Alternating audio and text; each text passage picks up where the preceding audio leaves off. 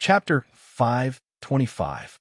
Since he had decided on the course of action, Su Xinxing would not continue to hesitate. After getting the address from the local lowly, he did not go directly to the luxury apartment where the Chang Shaoxian lived. Instead, he went directly to the Jiangji Museum. There was a steam locomotive with a long history preserved there. Because it was close to 7 o'clock in the evening, the sky was gradually darkening. The museum would close at 6 o'clock on non-holidays. So in fact, except for the security guards who were on patrol duty, there should be no one else in the museum. However, perhaps it was because of the leakage of the spiritual qi in Jiangjin City, and the fact that most of the objects in the museum were different from ordinary objects. They had undergone the baptism of time, and they themselves had a certain special meaning. Therefore, many of the objects had a spirit.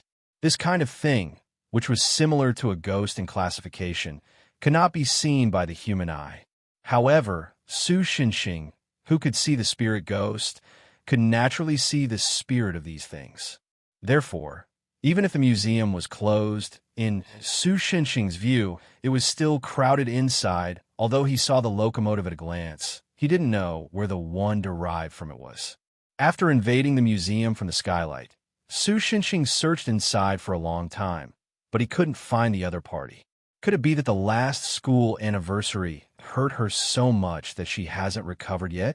Just when Su Xinxing was thinking about this, a familiar voice suddenly sounded beside him. "Hey, are you looking for me?" Su Xinxing was shocked. He turned around and saw Jiang Yu, who was wearing a set of office lady clothes for some reason. The little girl also wore a pair of gold-rimmed glasses on her face. If a tall girl with a good temperament were to wear this set of glasses, her temperament would definitely explode, giving off the feeling of a strong woman. If a charming girl with an explosive figure were to wear it, it would give off a unique, uniform temptation that would fill any man, other than the masochist, with the desire to conquer. But this set of clothes was more special on a little girl like Jiang Yu. It wasn't that it was ugly, but because of Jiang Yu's flat figure, other than giving people a wow, so cute feeling, there was no other special effect.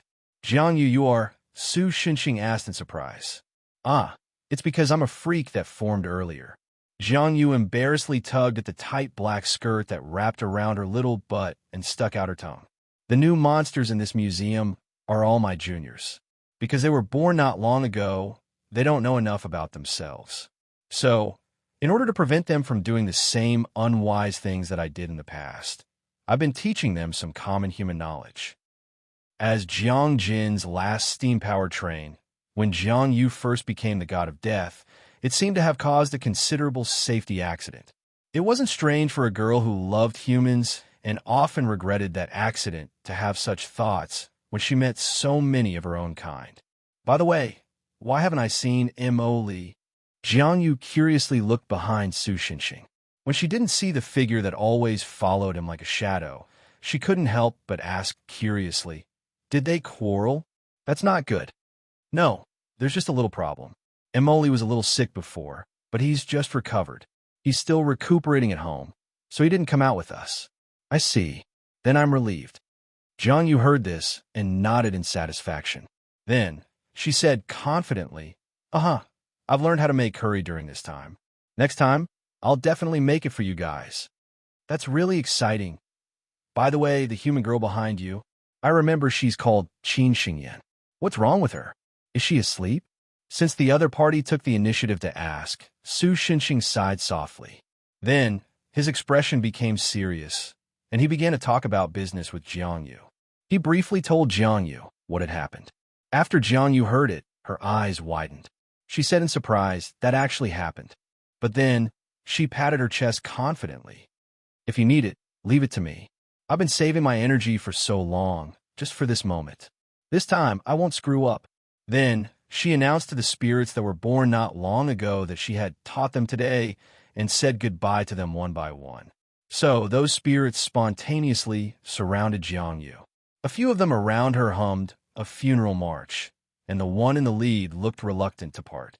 She said loudly, "You'll always live in our hearts. We'll always remember you," and so on. The other origin spirits echoed in agreement. "Is there a problem with your teaching?" Su Xinxing couldn't help but complain. Rather than saying goodbye, it's more like saying goodbye. Do they think you'll die if I take you out? Ahaha, because there are some artworks in the museum that are occasionally auctioned off. In order to send off those artworks with spirits, I arranged for them to learn this ceremony. Jiangyu replied with a dry smile. I just didn't expect to use it on me the first time. Well, it's a bit difficult for them to understand human emotions. It seems that when I come back, I'll have to double their homework. Her words reminded Su Xinxing of his dark life in junior high. He suddenly felt sad for those spirits that didn't know how they offended their teacher. But then again, compared to the first time he met Jiangyu, the current Jiangyu wasn't much different from a normal girl. This was probably a kind of growth.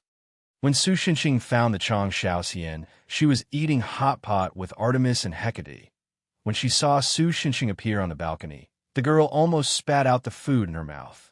Fortunately, the girl was one of the calmer girls that Su Xinxing knew. So, Artemis, who was sitting opposite her, didn't have to face the fate of being spat out by his master. Benefactor, what's the matter?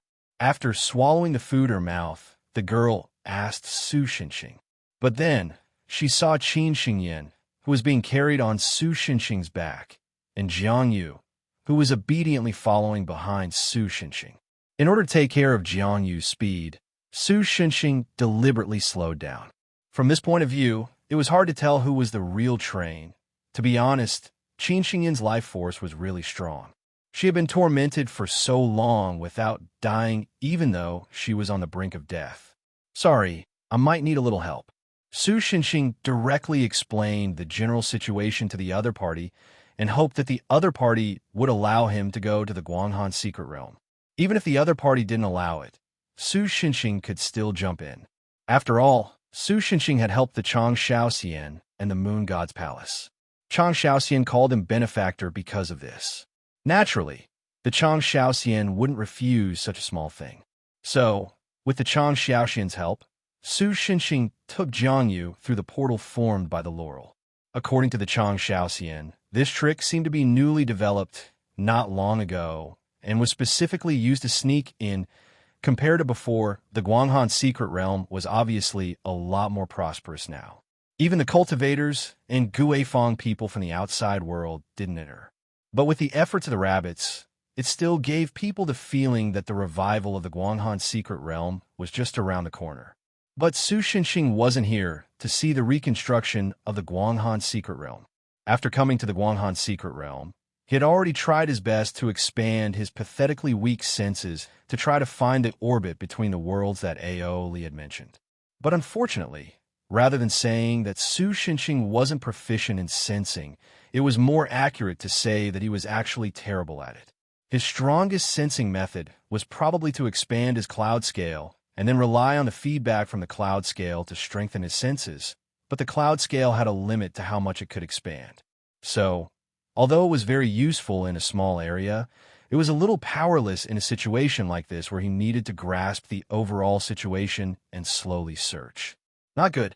He didn't expect to run into a problem in a place like this. Su Xinxing was already a little anxious. To be honest, if this method still didn't work, then he only had two choices: to hack blindly or to hack the timeline through practice. Just as Su Xinxing was at his wit's end, Jiangyu's eyes suddenly lit up. I think I hear the sound of a train. What? Su Xinxing stared blankly for a moment, then couldn't help but get excited. Can you feel where the sound is coming from? Let me try. Jiangyu put her hands behind her ears and made a gesture of listening hard. After a while, she raised her head and looked at the empty void. If I'm not mistaken, it's over there. Su Xinxing didn't have the slightest doubt. He pulled out a kitchen knife from his chest and slashed in that direction. Suddenly, the kitchen knife melted into molten iron, but the space was also cut open. No, the word cut was not accurate.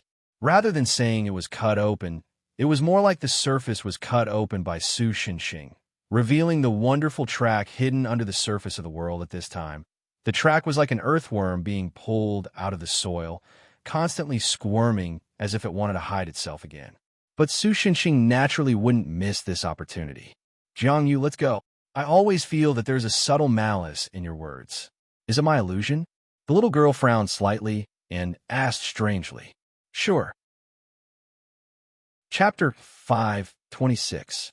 Despite her complaints, Jiangyu still quickly ran to the track. She took out a bell and shook it. The engine of the River Moon appeared on the track. Jiangyu calmly got into the cockpit. Su Xinxing also carried Qin Xingyan and jumped into the back carriage without hesitation. "Young mistress, are you going too?" Just as Chang Xiaoxian was about to follow them, Hecate pulled her back. Don't worry, Hecate. I'll bring back a letter for you." Chang Xiaoxian smacked herself on the head and stuck out her tongue in an attempt to get away with it. If she was a normal human male, she would definitely be affected by Chang Xiaoxian's abnormal beauty. However, Hecate, who was familiar with Chang Xiaoxian's behavior, ignored her. "No, there are many dangerous non-humans and primordial descendants in Kunlun. Even with your cultivation, you'll take a considerable amount of risk. Moreover, the reconstruction of the Guanghan secret realm is halfway done. It's better for you to stay here and supervise the moon rabbits." The conscience of the Moon God Palace said so. In fact, she was the only one in the Moon God Palace who would oppose Chang Xiaoxian's decision. After all, she had a relatively straightforward personality, and her words were indeed righteous.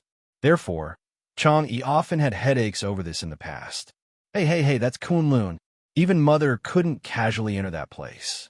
I want to go there for the rest of my life.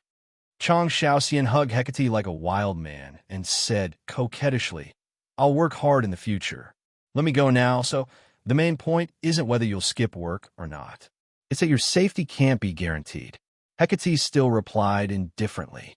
"As long as my benefactor is here, I'll be fine," Chang Xiaoxian argued.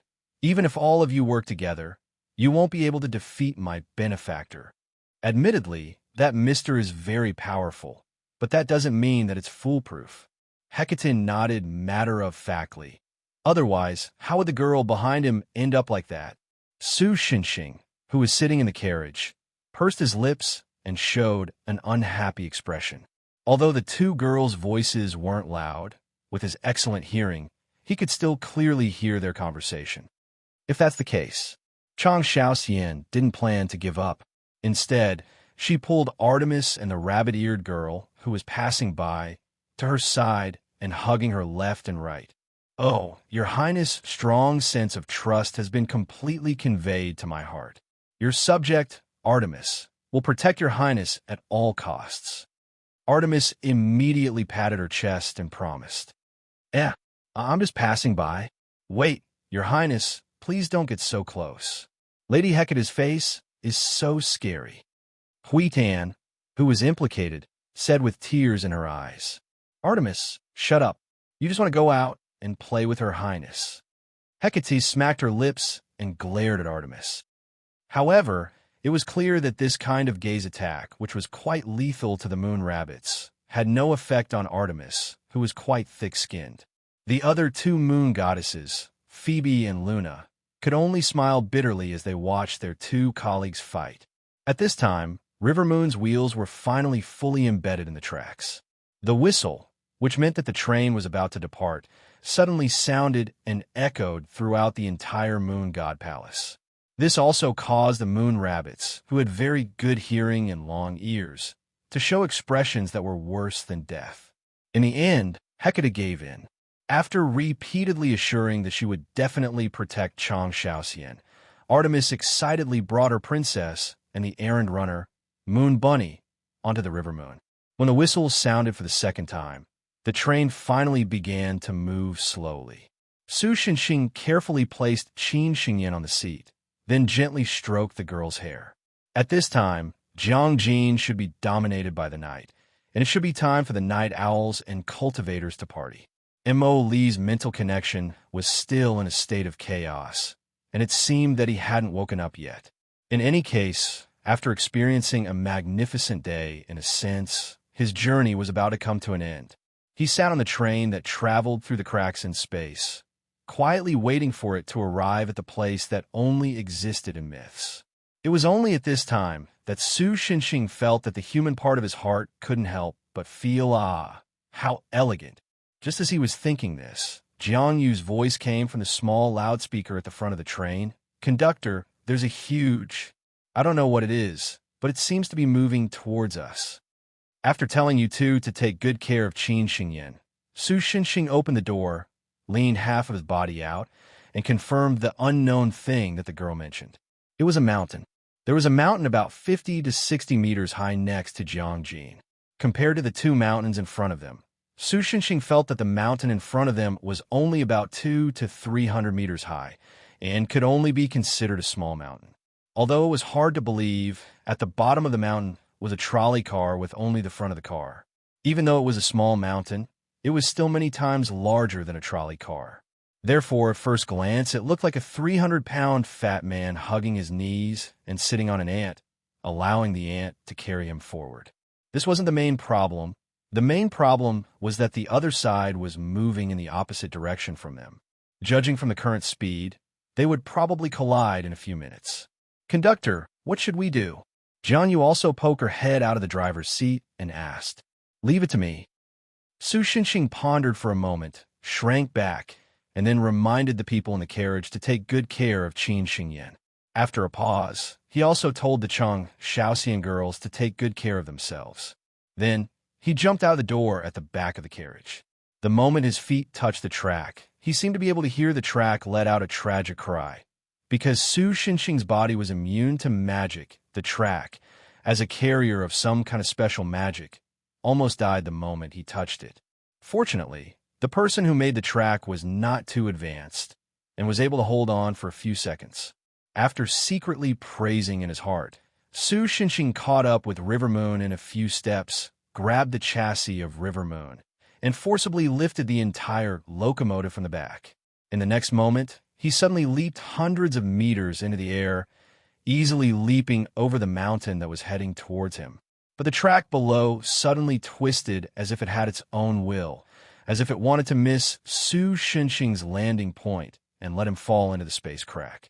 But Su Xinxing only released a little bit of anger, and the track directly stiffened.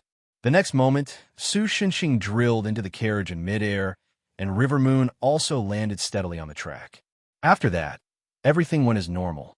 When River Moon stopped at the platform of Kunlun, everyone finally stepped into the legendary arcane realm, although Su Xinxing had been here many times. Chapter 5:27. When Su Xinxing and the others set foot on the land of Kunlun, God Lu Wu immediately sensed it. Using his authority, he burrowed through the ground and appeared at the platform.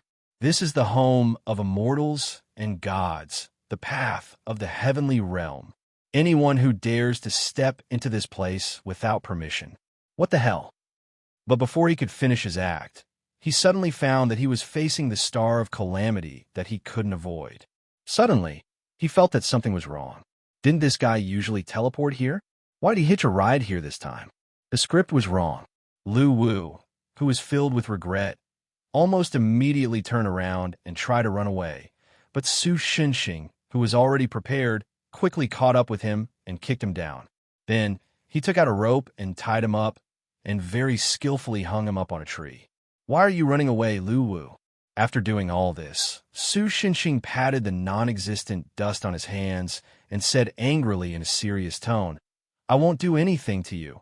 What are you afraid of?" No, you've already done it." At this moment, the hearts of the onlookers were 400% in sync. Tying someone up and hanging him up on a tree for people to see, this was the so-called public execution, right? Even Chang Shaoxian, who didn't know Lu Wu, felt pity for him. "Kill me, you star of calamity." Lu Wu wanted to cry, but had no tears. He begged for death. "Pull out all my organs, do it. It's too dirty." "No," Su Xinxing replied without hesitation. "Don't reject him because of this. Just looking at him makes me feel sorry for him."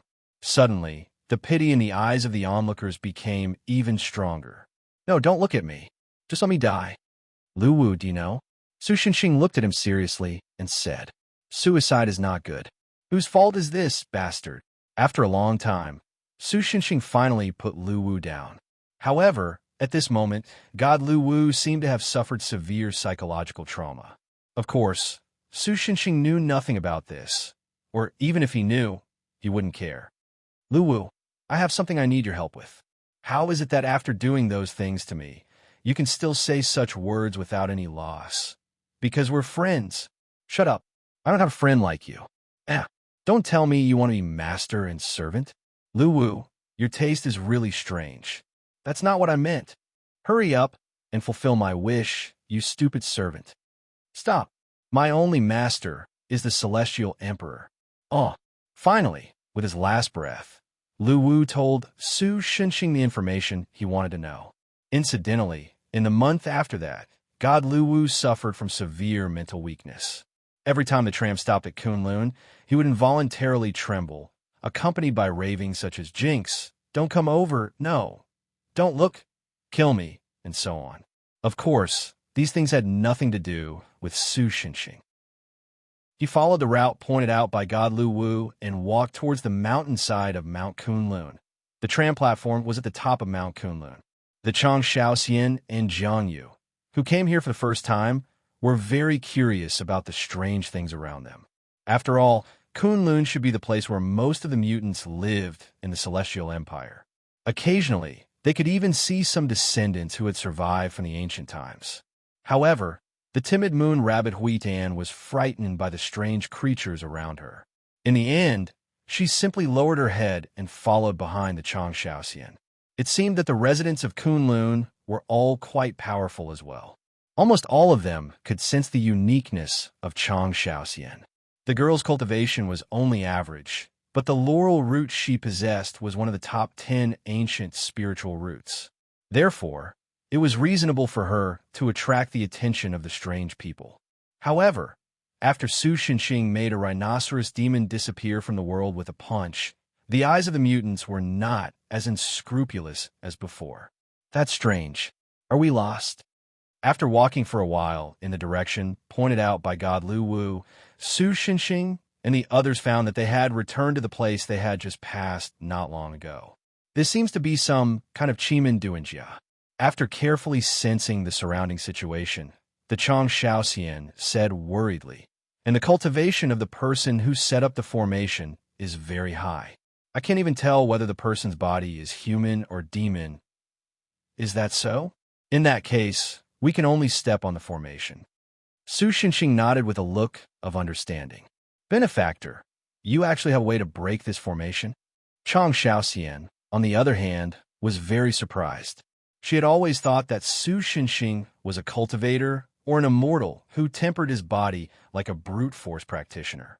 This was because she had never seen Su Shenxing use any spells since the beginning. She did not expect that he would take the initiative to break the formation. "In the past, my friend taught me a very simple way to break the formation. Not only the formation, but also the underground maze and the like." Su Shenxing answered seriously. "First, you have to close your eyes." "Okay." The girl nodded and waited for the next step. "Then, you have to run all the way forward." The girl was dumbfounded. Su Shenxing put Qin Xingyan on his back again and then grinned. "It's too troublesome to talk about it. I'll just do it for you." After saying that, he closed his eyes and ran forward. Everything he encountered along the way, whether it was walls, peach trees, bluestones, stone tablets, or Bayan who happened to pass by with a black face full of question marks, was knocked away by Su Shenxing. He closed his eyes and relied on his sense of balance to make a path for himself in the maze formation. Finally, Su Shenxing arrived at his destination. It was a small house that looked shabby from the outside.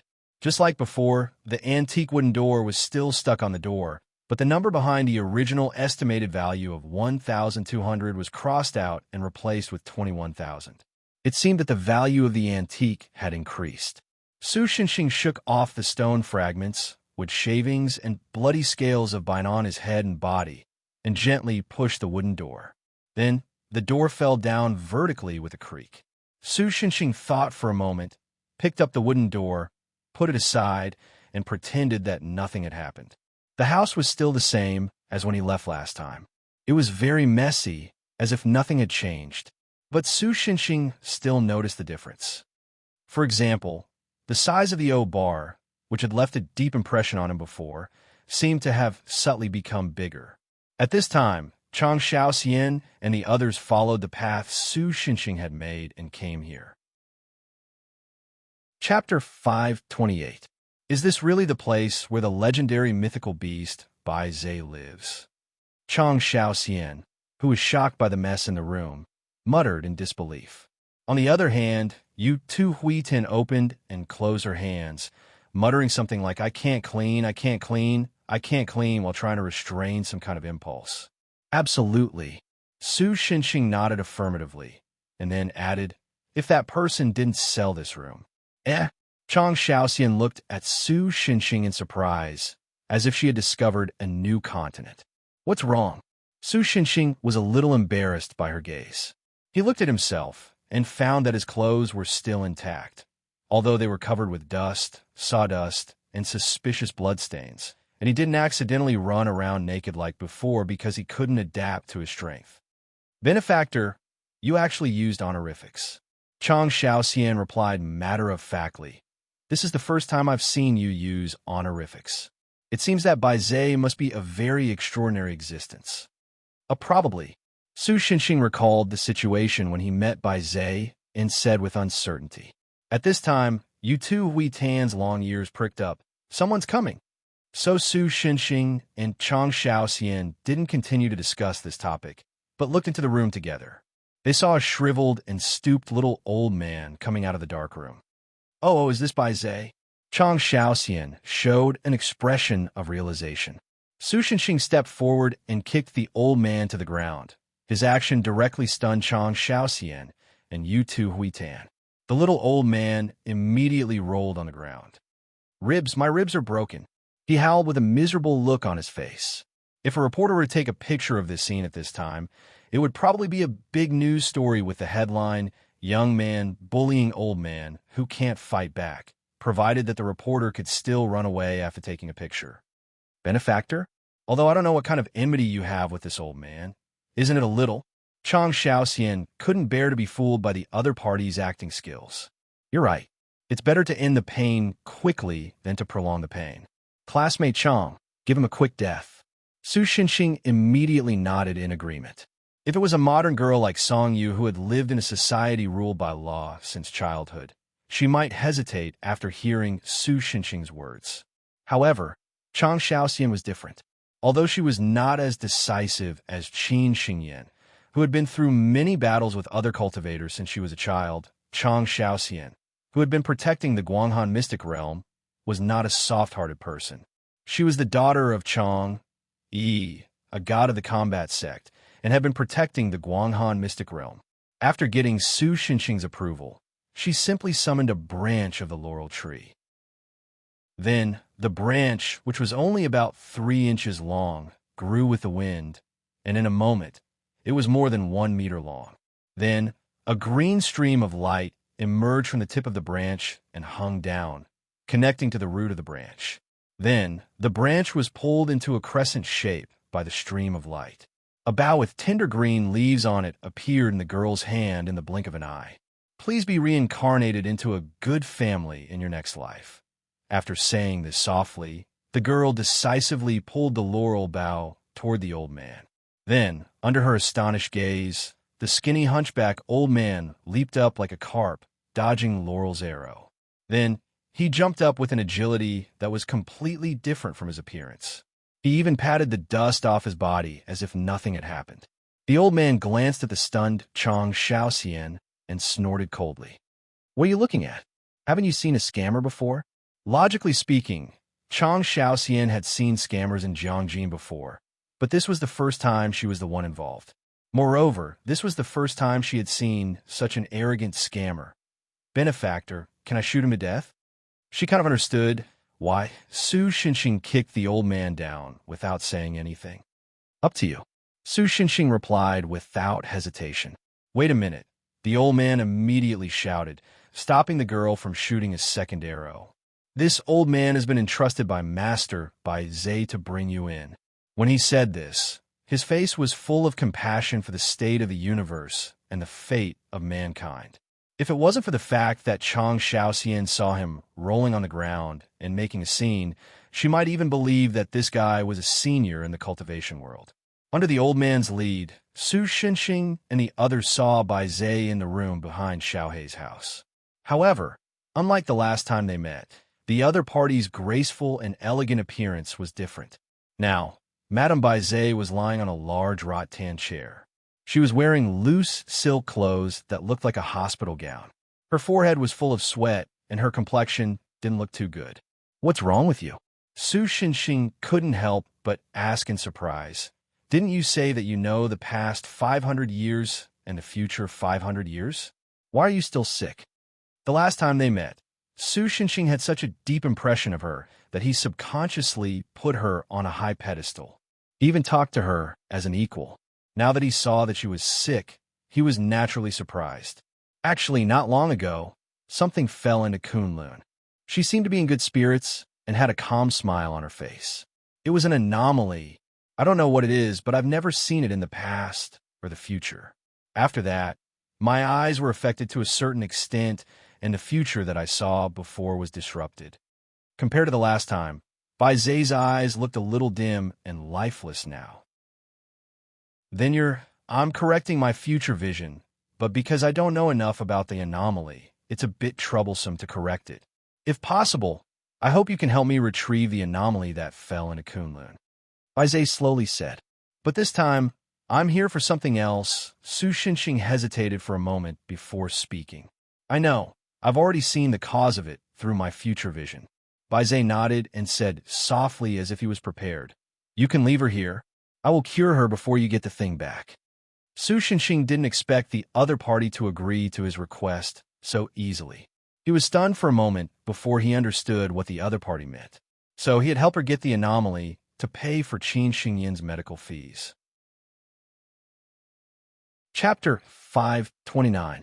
Although the Kunlun secret realm was generally a mountain, its main body was the building complex on a mountain. In addition to the buildings left behind by the West Queen Mother when she ruled Kunlun, most of them were built by the otherworldly people who settled here later. It was precisely because of this that the architectural style of this building complex was strange, but it was unique, giving people a kind of visual enjoyment that was full of strange beauty in the mess. Although the civilization weapons of the outside world, such as smartphones and tablets, had already appeared here, including the buildings, this area was more of the antique that had been passed down from the ancient times to the present. He didn't know whether it was because of the usual scenery of Kunlun or because it was a special day today, but the streets of Kunlun were full of people. Although how many people could be called people in the real sense was debatable. There were stalls everywhere, just like the temple fairs in the outside world. It was very lively and prosperous. Su Xinxing's mood aside, the Chang Shaoxian was having a good time. When Su Xinxing noticed, she had a bunch of small toys and specialty snacks in her hands. "Where did you get these things?" Su Xinxing looked at the box of things in the girl's hands that looked like octopus and asked in surprise. "I bought them." The girl replied matter-of-factly. "Do you think I'm the kind of person who will casually rob things?" "No. Do you have the currency here?" About this, I inquired about it when I was wandering in the human world.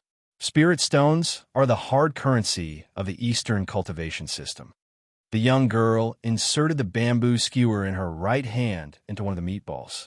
Then, she freed her hand and took out a sparkling and translucent white stone from her pocket. This is just like gold in the human world. No matter which dynasty, it has a certain value and can be traded with all kinds of things. Su Xinxing thought about it and felt that it seemed to be true. Back then, Qin Xingyin seemed to have paid more than half a kilogram of spirit stones for tuition on the moon. Well, judging from this unit, the status of this thing in the cultivation world should not be as high as the status of gold now. By the way, compared to spirit stones, the Western cultivation world seems to value metals such as mithril, mountain copper, and high danum alloys more. Therefore, the hard currencies of the East and West are incompatible. Artemis, who was standing at the side, seemed to be having more fun than his master. He was even wearing an Ultraman mask on his head.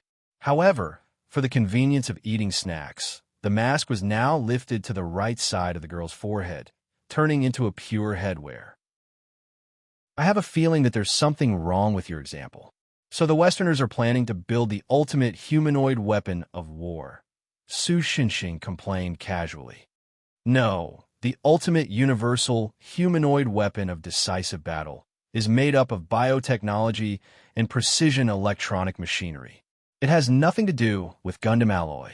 Artemis waved the hand holding the chopsticks and said in a decisive tone, "It's fine as long as you understand what I mean." Su Shinxing, who had no research in this area, could only vaguely muddle through.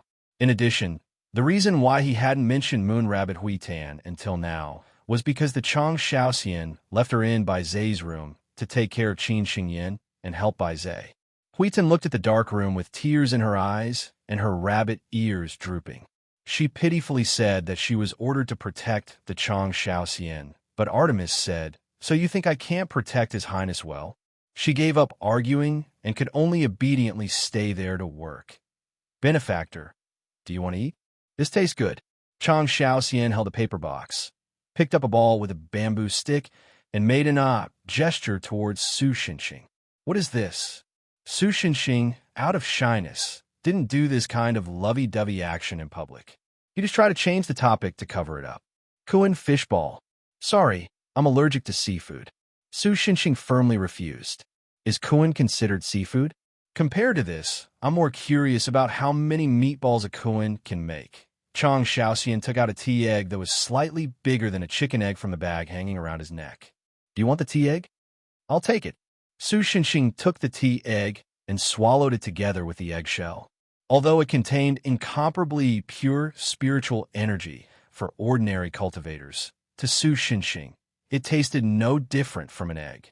"In that case, would Mr. Su like to try my fried noodles?" Artemis, who was on the side, suddenly came over with interest. Suddenly, Su Shinxing felt that there seemed to be a lot of piercing gazes coming from around him. That gaze probably contained the resentment of a single dog towards a winner in life who had a girlfriend on his left and right. After all, both Chang Shaoxian and Artemis could be regarded as great beauties. Chang Shaoxian was at the level of a national disaster. Even among all the women Su Shinxing had met, she could be ranked in the top 3 in terms of appearance. "What kind of fried noodles are you making?" Ignoring the grievances of those losers, Su Shinxing looked at the white meat slices in the pile of fried noodles on the disposable paper plate in Artemis's hand and couldn't help but ask curiously. "Kuan meat fried noodles." Artemis replied happily for some reason. "By the way, the tea egg you just ate is also made of Kuan pung eggs." "Stop! I'm going to be eaten to extinction." "You can't escape from a foodie. Kuan pung will cry." "By the way, benefactor, how do you plan to find the anomaly that master by Zay mentioned?" Chang Shaoxian asked curiously while eating Kuan meatballs. "I don't know," Su Shinxing replied cleanly. It was not that Su Shinxing wanted to keep her in suspense, but he really didn't know how to find it, because the current clues were only that the other party was an anomaly. The other clues, such as the shape, number, and what kind of power it had, were unknown. It was not even clear whether the other party was a living creature or a lifeless object. Wow, this I don't know is really full of energy, because Su Shinxing said so straightforwardly, even Artemis couldn't help but complain. There will always be a way. Su Shinxing was very optimistic. Since it's something that will affect the world, it definitely won't stay in a dark corner silently. It must show some kind of special state. In that case, why don't we directly ask someone who is very familiar with the entire Kunlun? Chang Shaoxian suggested. "Oh right, there's such a trick." Su Shinxing hammered his palm and felt that everything in front of him suddenly became clear. Not far away, God Lu Wu, who finally came down from the tree, couldn't help but shudder. Chapter 530. Let me go. I really don't know anything. Even though God Lu Wu saw Su Shinxing and the others from afar, he was still caught by Su Shinxing before he could hide. But this time, Su Shinxing had a favor to ask, so he didn't act as shamelessly as before. He tied the other party up in a tortoise shell and hung him on a tree in public. Instead, he took him to a small alley and carefully interrogated him. "Are you sure this is called saving face?" After witnessing Su Shinxing dragging God Lu Wu's tail, Chang Shaoxian could not help but ask awkwardly. No matter how Lu Wu resisted, even when he crawled on the ground like a cat, leaving a few centimeter deep claw marks on the jade floor, he was still dragged into the alley. Artemis had already sensibly run to the entrance of the alley to guard, not letting the curious crowd outside gather to watch. This kind of thing doesn't matter. In short, do you really not know what strange things have happened in Kunlun recently?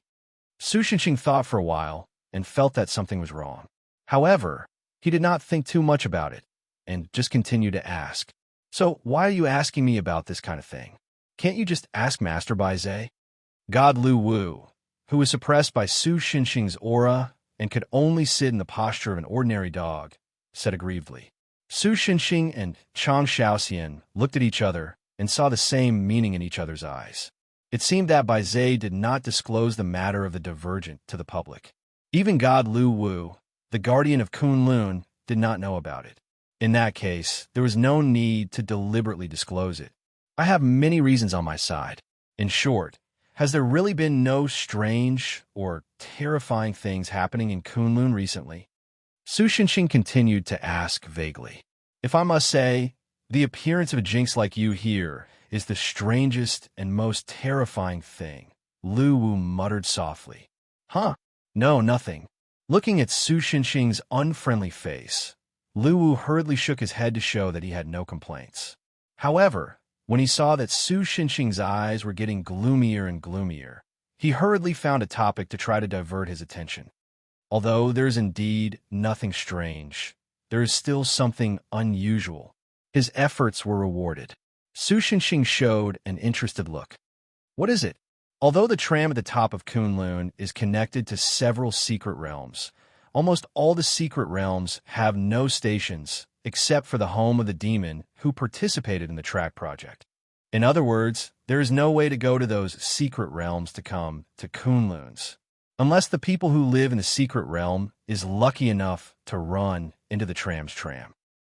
Lu Wu explained in detail. Su Shenxing had some understanding of this.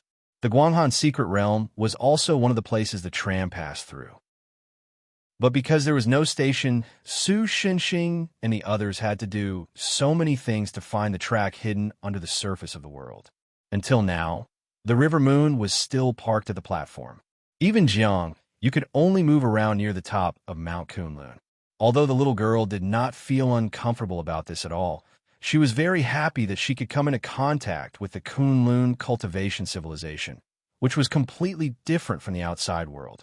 So what does this have to do with the unusual things you said? Su Shenxing continued to ask. Actually, before you came, there was another tram from the secret realm outside that stopped in Kunlun. Lu Wu finally got to the point. The other tram. Su Shenxing first muttered softly, and then a thought flashed through his mind. Indeed, on their way to Kunlun, they had encountered a tram in the opposite direction, and it was a very special kind. Oh, looks like you've already encountered it. Lu Wu carefully peeked at Su Shenxing's expression. After seeing that he seemed to have understood something, he continued. They were people from the secret realm of Mount Wangwu. But when they built the tram, they went a little overboard. They directly moved a small part of the secret realm and the top of the mountain onto the tram. But what's the point of doing that? Su Shenxing really couldn't figure out what the special meaning of those people making the tram look like a crow on a plane, because they were afraid that the secret realm would be discovered by the outside world. Lu Wu looked as if it was only natural. Although I don't like the humans of the outside world, I have to say that the speed of their development is really beyond my expectations, especially in recent times. Then he sighed. For thousands of years, those humans only used stones to fight with each other. At most, they later changed the stones into bronze or iron weapons. I originally thought that the greatest achievement of this group of creatures would be a few immortals who achieved the Tao. I didn't expect that in the past few hundred years, they could actually change so much. Indeed, the achievements of humans in the past few hundred years were much more than in the past few thousand years.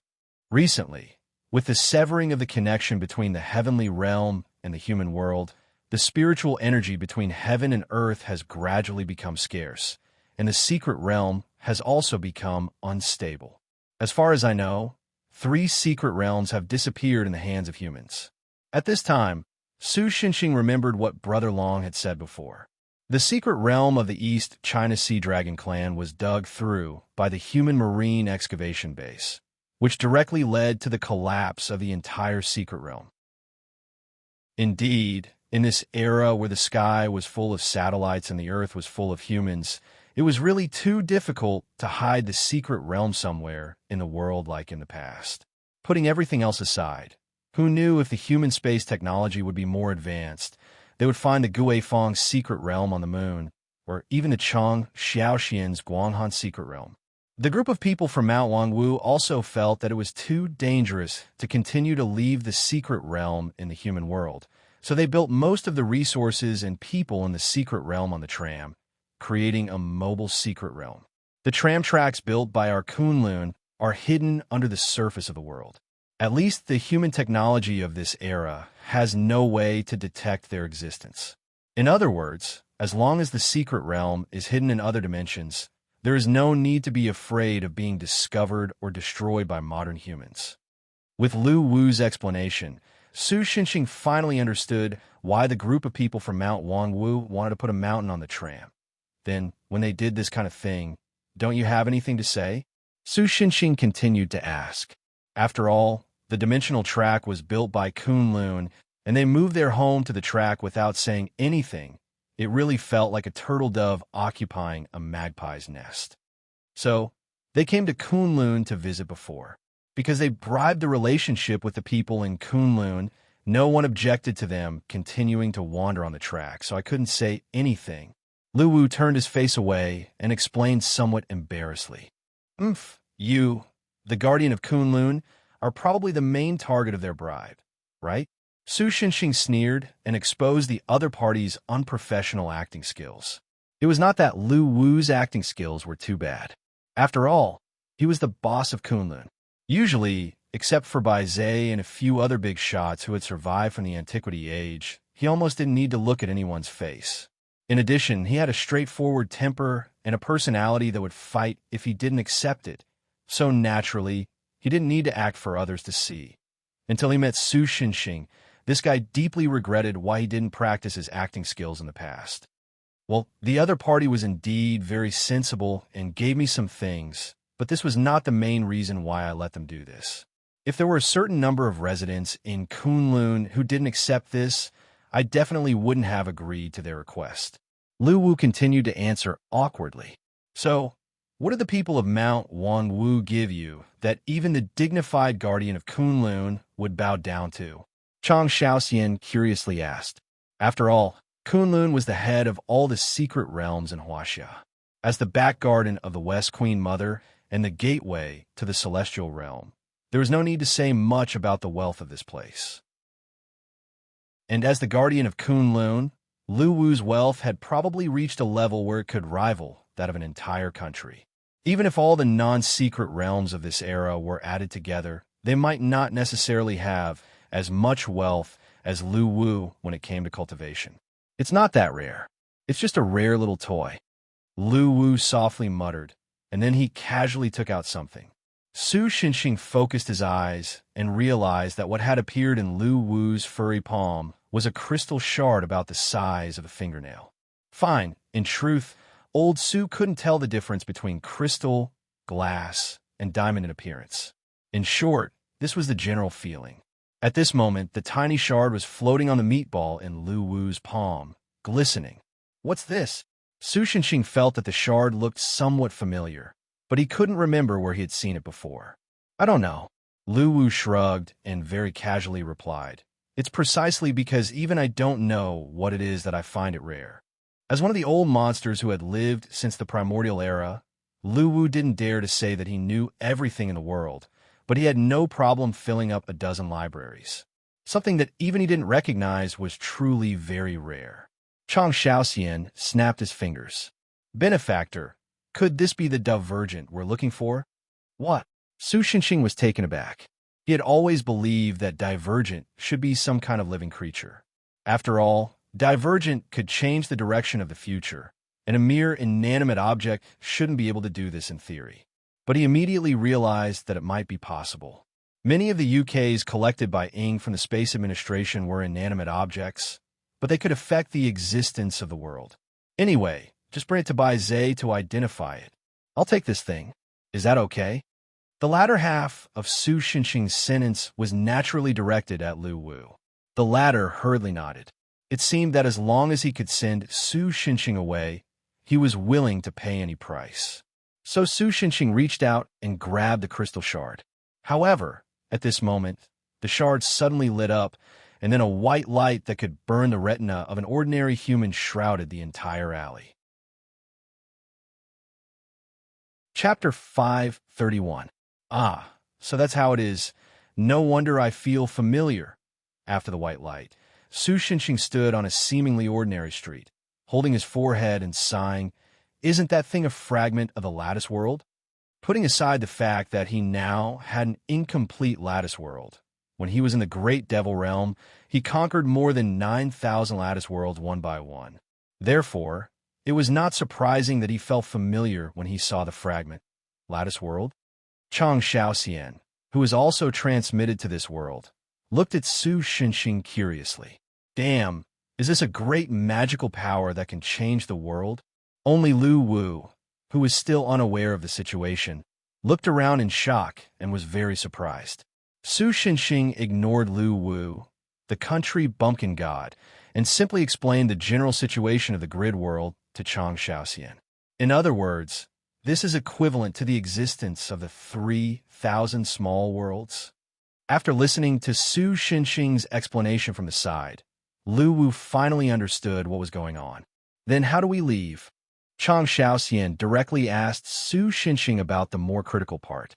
You don't have to worry about this. Su Xinxing smiled slightly. When he entered this world, he found that this was an extremely fragile world. If the Lorin Vesa lattice world in his body was an incomplete world because of the lack of a core law, then this world was simply supported by a few laws and could only be regarded as a fragment of the world. Or to put it in a more concrete way, this was the corpse of a world. It was so fragile like a soap bubble. Su Xinxing had never seen such a fragile world. So much so that just his arrival in this world caused the world fragment to undergo violent turbulence and almost shattered directly. If Su Xinxing wanted to go out now, he did not even need to summon Roland Duel. As long as he poked a little seriously, he could poke the fragment of this world, thereby achieving the purpose of leaving this world fragment and returning to Kunlun. According to Su Xinxing's decisive character, he should have directly pierced through this world and returned to reality. But when he entered this world, he discovered something strange. If you want to go back, I can send you back now. Because it was Su Xinxing's own willfulness to investigate that thing, he did not intend to drag Chang Shaoxian and Lu Wu down with him. It doesn't matter. I also want to see what this small world looks like. Chang Shaoxian looked around with eyes full of curiosity. Thus, Su Xinxing's gaze fell upon God Lu Wu. God Lu Wu also nodded slightly. Actually, I'm a little curious about the reason why those people from Mount Wangwu gave me this thing. Let's investigate the whole story together. Since they had reached a consensus, the following matters would be much easier to handle. The level of civilization of this destroyed world seemed to be slightly higher than that of Earth, because the crashed vehicles on the roadside did not have wheels, just like the hovering cars in the movies. It looked very sci-fi, and the buildings themselves were mainly made of metal, which looked very beautiful and shiny. But in the eyes of the few people, the city seemed to have lost its color, giving off a gloomy and desolate feeling. Su Xinxing did not care about these trivial matters, but went straight to the place he had been paying attention to. It was a metal wall that didn't have anything special about it. But at the corner of the wall, someone had used a sharp object to carve a pattern. Normally, this person would probably be a typical uncultured person who liked to destroy public property. But in Su Xinxing's eyes, the pattern was far from that simple. The scene of the past appeared in front of him, as if it was yesterday. Hellcrown is so big. What if we get separated? In that case, let's agree on a symbol as a secret signal. If we get separated, we can secretly leave a secret signal on the wall, and the people who see the secret signal can also follow the secret signal to find us. This pattern is an ancient text passed down from generation to generation in our clan. It means hope. If one day we really get separated Everyone must remember to follow hope. Sue, I'm talking about you. Don't always put on a long face. You're the one who gets lost the most easily. So you must remember this pattern. For the future of Auravaya. Su Xinxing gently touched the wall. This made Su Xinxing's mood become complicated. Could it be that there were other people in the Auravaya expedition who survived and wandered into this world? What does that mean? Benefactor, do you know? Chang Xiaoxian asked curiously. It was the first time he saw Su Xinxing show such an expression. Fortunately, Su Xinxing had experienced a lot of storms and waves, so he quickly adjusted his mood and stopped thinking about the secret signal. He just turned his head and said softly to the girl, "It's hope." After walking for a while in the desolate world fragment, Su Xinxing and the others began to gradually see human figures. But just like the literal meaning, the ones that appeared in the city were just simple human figures without physical bodies. Some were similar to ghosts, but they were completely different existences. They existed in this world, but they did not belong to this world. They were like walking corpses, just shadows that wandered in the world fragment. If I'm not wrong, Su Xinxing carefully studied the human figures and finally came to a conclusion. This is the memory of the world. These people originally lived in this world, but with the destruction of the world, the remaining laws can no longer support the existence of humans and souls. But even if there is a bug, the laws of the world still follow the original laws and continue to operate in the fragment. That's why these things appear in the world, pretending that humans are still alive. If the world is destroyed, it will become like this. Chang Xiaoxian couldn't help but cover her mouth and exclaim in surprise as she looked at those blurry figures that looked like a TV program with bad reception. This is already considered good. Su Xinxing forced a smile and said, "At least this fragment proves that the world once existed." Su Xinxing had experienced the destruction of a world, which was so thorough that all evidence of its existence would be wiped out. Apart from his memories, there would be nothing that could prove the existence of that world. It was a true destruction in the true sense of the word. Then do we continue to search? God Lu Wu silently looked at this world for a while before asking Su Xinxing, "The hope you're looking for?" "Of course," Su Xinxing said fiercely. "The remaining laws of this world fragment are not enough to support it until now. There must be something that can keep it alive until now. There must be something else." Chapter 532. Although I know these things aren't human, I'm still a little scared. Chang Xiaoxian looked at the figures around her. Although they were called figures, the memories of these corpses from the world were mostly distorted. They looked more like monsters than humans. The daughter of Chang is actually afraid of some remains that aren't even corpses, Lu Wu said in a clear voice. During this period of time, he also learned that the girl who followed Su Xinxing around was actually Chang, Yi's daughter. Naturally, his attitude became a little warmer. No matter how hard he tried, he couldn't wash away the stain of being bound by Su Xinxing's tortoise shell. It's because they aren't corpses that it's scary. I don't know what to do with these things. Chang Xiaoxian sighed helplessly. Speaking of which, this was the after effect of the mutation of the Guanghan secret realm. Those monsters that could easily destroy the entire moon and bury the earth with it had a great impact on her worldview. If it were Chang Yi, he would probably destroy all these remains without saying anything with his fists. What kind of monster is my mother? Although she learned from the other four moon gods that her mother was a fighter, she thought that it was just a move she had to make to gain a dominant position in the Guanghan secret realm. She didn't expect that even God Lu Wu, who guarded the gate of the heavenly realm, had such an impression of her. If I have to say, your mother should be the kind of person who slashes horizontally and horizontally. I remember that after Ho Yi killed Sun Wu, many monsters ran to the human world to make trouble with the Eastern Emperor Tai's connivance. In the end, they were all killed by your mother. God Lu Wu said in a tone that didn't sound like he was joking at all. Then, as if he remembered something, he added, with her fists, "Oh, junior sister, your mother has good taste." Su Xinxing expressed his understanding. Although it's a compliment, I still feel very complicated. Chang Shaoxian muttered as he rubbed his forehead. Come to think of it, when Chang'e ran away from home, Hui came to drink with me to celebrate. But when Chang'e found out, she came back from the moon and beat him up, almost breaking his other leg. Lu Wu continued. Stop. Don't continue to destroy my beautiful vision of my mother. While everyone was chatting happily, Su Xinxing suddenly noticed that something strange seemed to be happening around them. A sense of disharmony rose in his heart. The clouds and celestial bodies in the sky that had been distorted like the scribbles of a child began to lose their color. The air became abnormally viscous, like the mud of a swamp enveloping everyone, making their bodies feel heavy. Even breathing became difficult. Then, someone flipped over the ruins and appeared in front of them. It wasn't a human figure that had become commonplace, but a human in the true sense of the word. He should be a young male.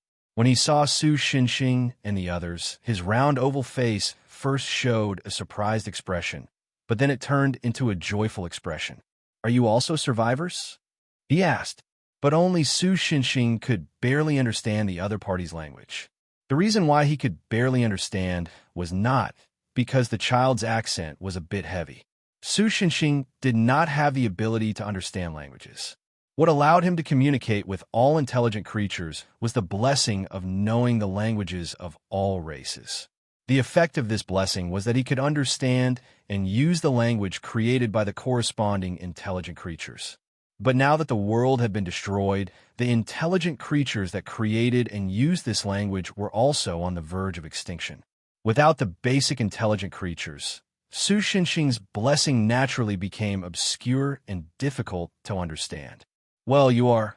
So, Su Xinxing could only vaguely ask in reply.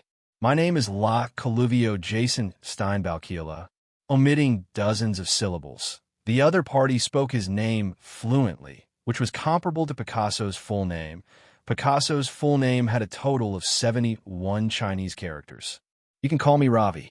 Then, without waiting for Su Xinxing and the others to introduce themselves, his expression became a little flustered. Anyway, let's get out of here first. The abominations will be here soon. Abominations?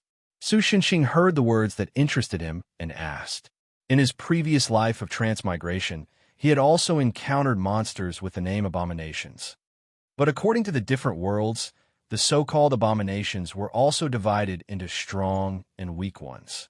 The strong ones could even compete with the kraken dragons of the Great Devil Realm.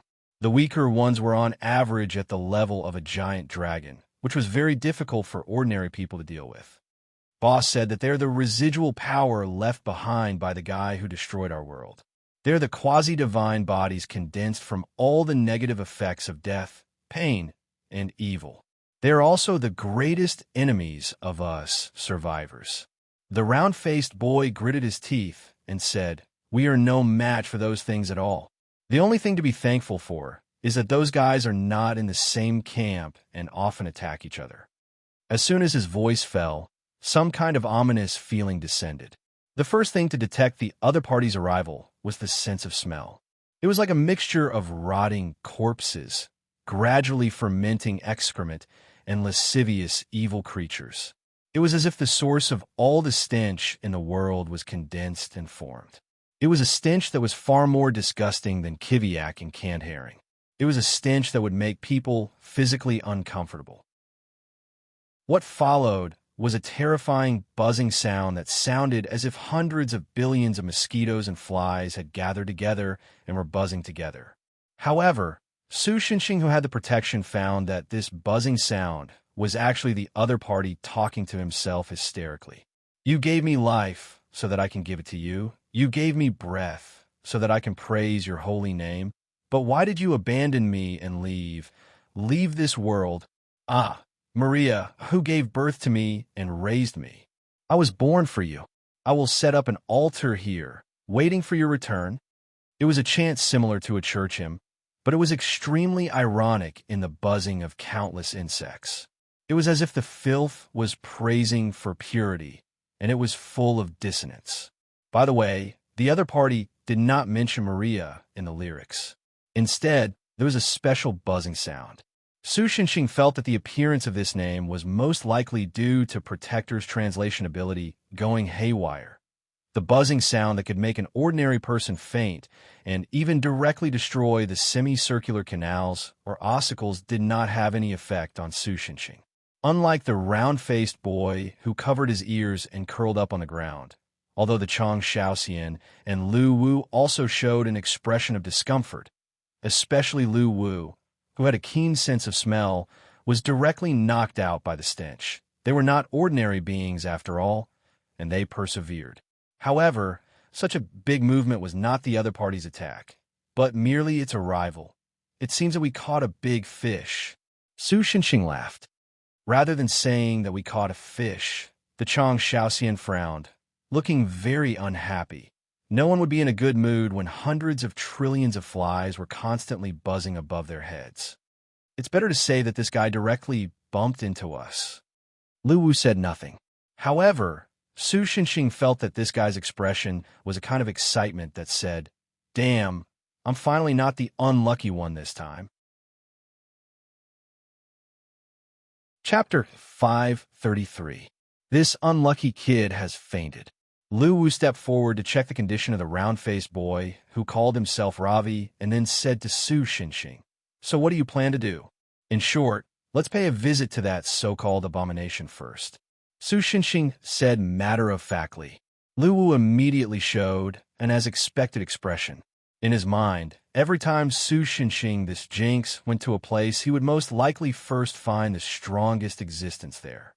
Then, if he could communicate with them, he would first beat them up to establish his prestige. If he could not communicate with them, he would directly blow their heads off. He still remembered that before this jinx came to Kunlun, the Kunlun mystic realm was under his rule. It was such a beautiful place. In the end, this fellow got lost and accidentally entered Kunlun. Without saying a word, he knocked him down. Moreover, it was the result of him not making a move, and only the little jinx beside him did it. Being rubbed against the ground by a little guy whose height was not even as long as his own leg hair was probably the second biggest stain in Lu Wu's life. By the way, the first stain was being tied up by Su Shenxing's turtle shell and hung on a tree for exhibition, and it seemed that he would never be able to wash it clean in this lifetime. It seems to be there. Therefore, with the thought of "I'm so pitiful, since I've been targeted by the jinx, none of you will have a good time," he simply pointed out the approximate direction of that abomination to Su Shenxing. In fact, even if he did not point it out, Su Shenxing would not have taken a wrong path. Because with the arrival of the other party, the filth in the world had increased. First, it was smell, then hearing, and now the influence caused by the arrival of the abomination had gradually spread to the visual part. Countless dark red impurities, which seemed to be composed of bloody chunks of flesh and squirming innards, soared into the sky from the direction Lu Wu had pointed out. This was not the true body of the so-called abomination, but the manifestation of the tremendous impact it had on this unstable world after its arrival. Then, rain began to fall from the sky, but the viscous liquid was not water or blood, but an even more disgusting black mucus. It had no life, was not poisonous, and did not have the ability to corrode. All it wanted to do was to pollute and invade the world, turning everything into filth. Su Shenxing waved his hand, and the black raindrops that were originally falling towards them were all bounced away. They drew an arc in the sky and finally fell elsewhere. The abomination seemed to have noticed Su Shenxing and the others. The words it uttered sounded like a religious hymn, but they were unbearable to the ears. One could only imagine the endless filthy sounds of insects. The abomination slowly approached them. The desolate land let out a sorrowful wail. The originally orange-red surface of the land was now covered in large brown, disgusting, mucus-covered filth as if it was suffering from an ugly skin disease. Even if the other party hadn't arrived yet, its range of influence had already enveloped Su Shenxing's group. Although Su Shenxing and the other two didn't care about it, Ravi, the round-faced boy who was born and raised here, seemed to have been infected with the plague. Even though he had already fainted and lost consciousness, His round face still showed an expression as if he was having a nightmare. Dense beads of sweat even appeared on his forehead. Seeing this, the Chang Shaoxian put its hands together, and a few emerald green branches pulled out from the ground and wrapped the boy in them. It constantly released a tender green vitality to protect the boy inside and resist the erosion from the outside. Then, on the mountain top in the distance, the abomination finally appeared. It was a monster that was difficult to describe with words. It was like a piece of meat that had decayed into liquid and was then kneaded together by an invisible force. It was also like a torrent of living sludge and rotten water. Its body was about 100 meters tall, but this didn't mean anything because it didn't have a fixed shape. It was just a disgusting collection of filth. The moment the abomination appeared, a few leaves on the laurel branch summoned by the Chang Shaoxian withered and turned into ashes.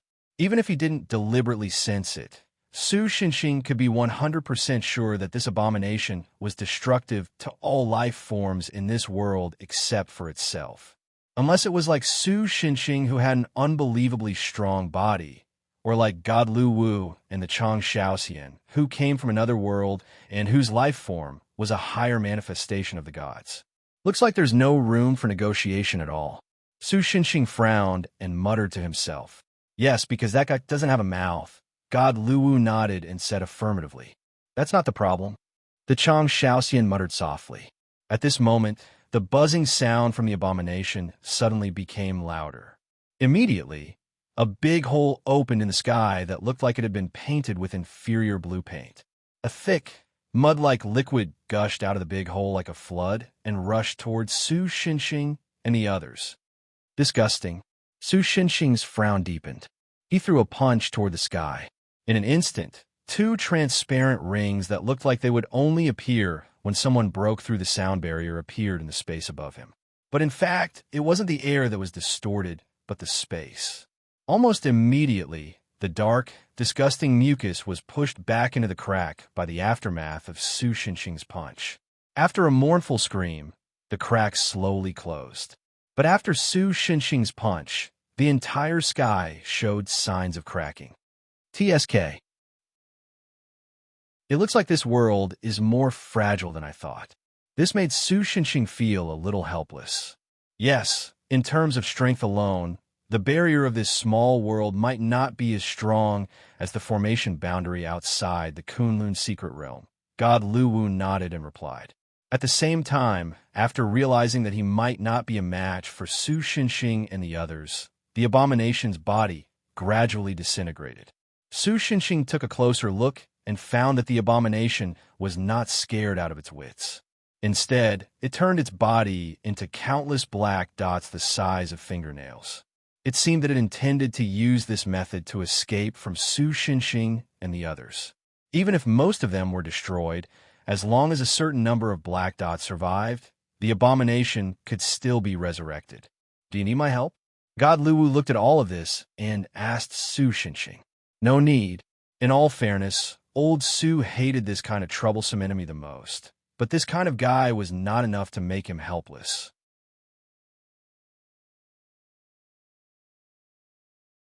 Chapter 534.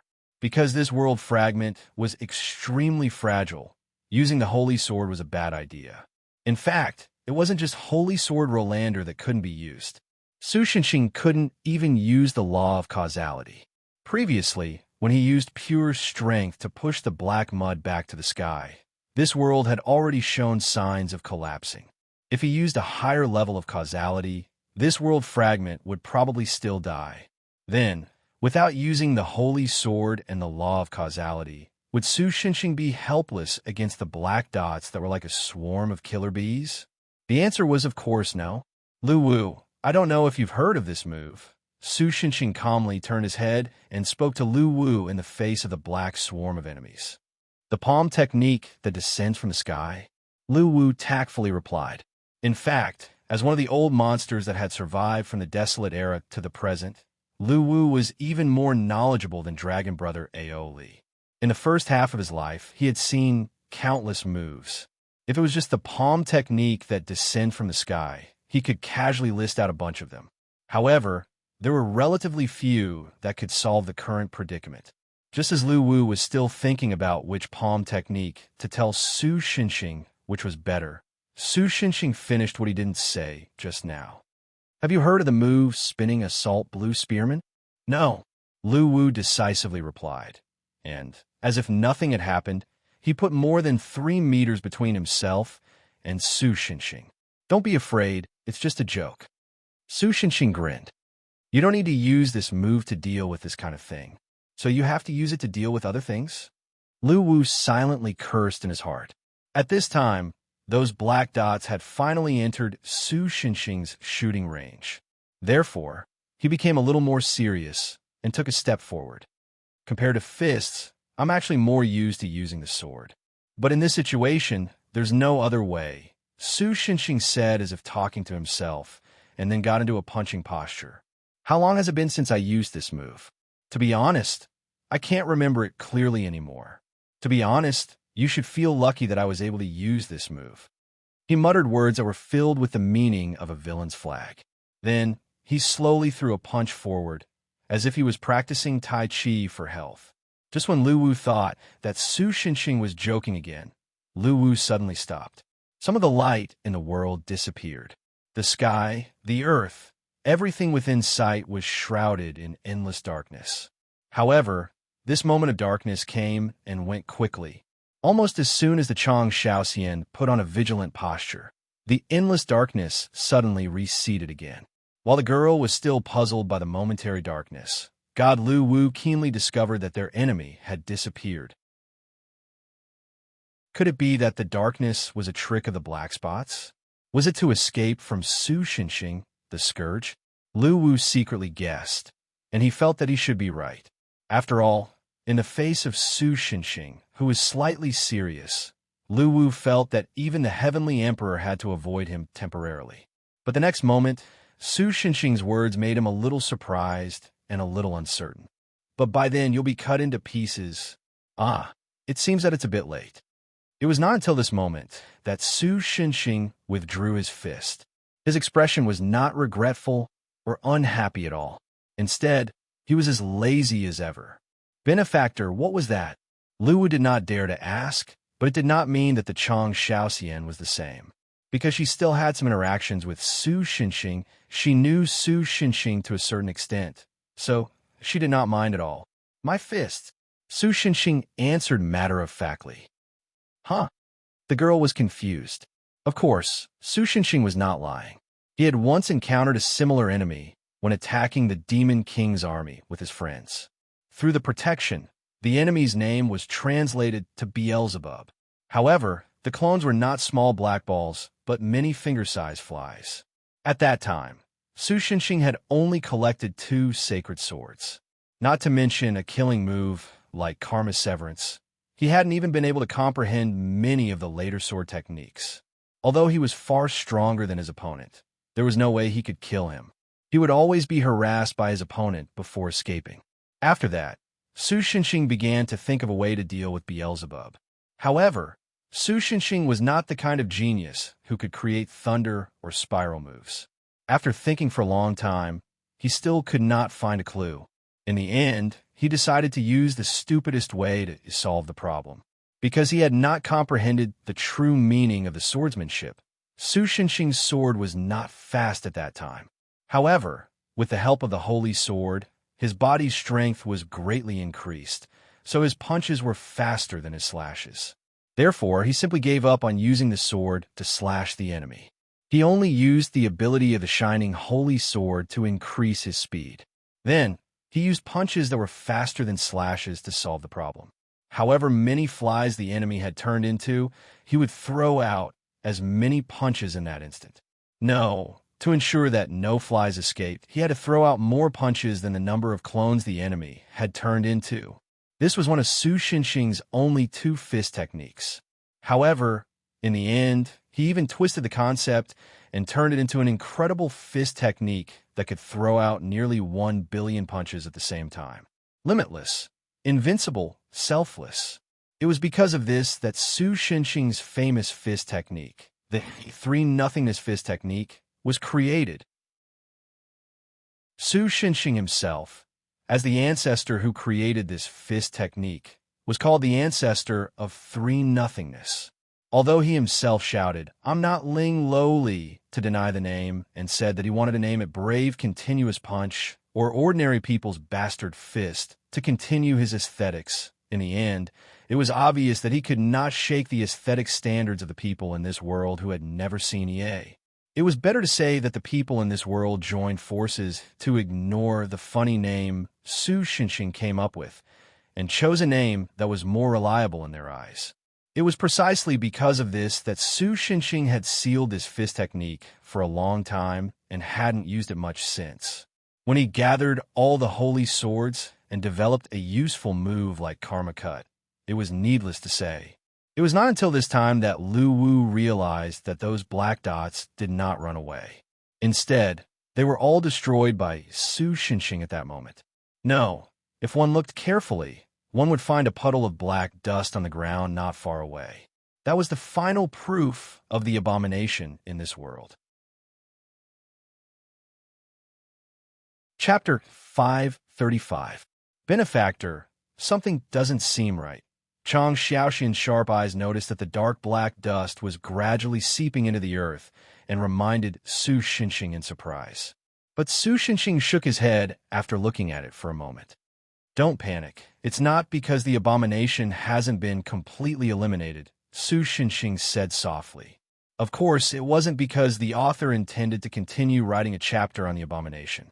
In fact, Su Xinxing noticed that the embers of the abomination after its death did not merge into the earth, but were more fundamentally absorbed by this world.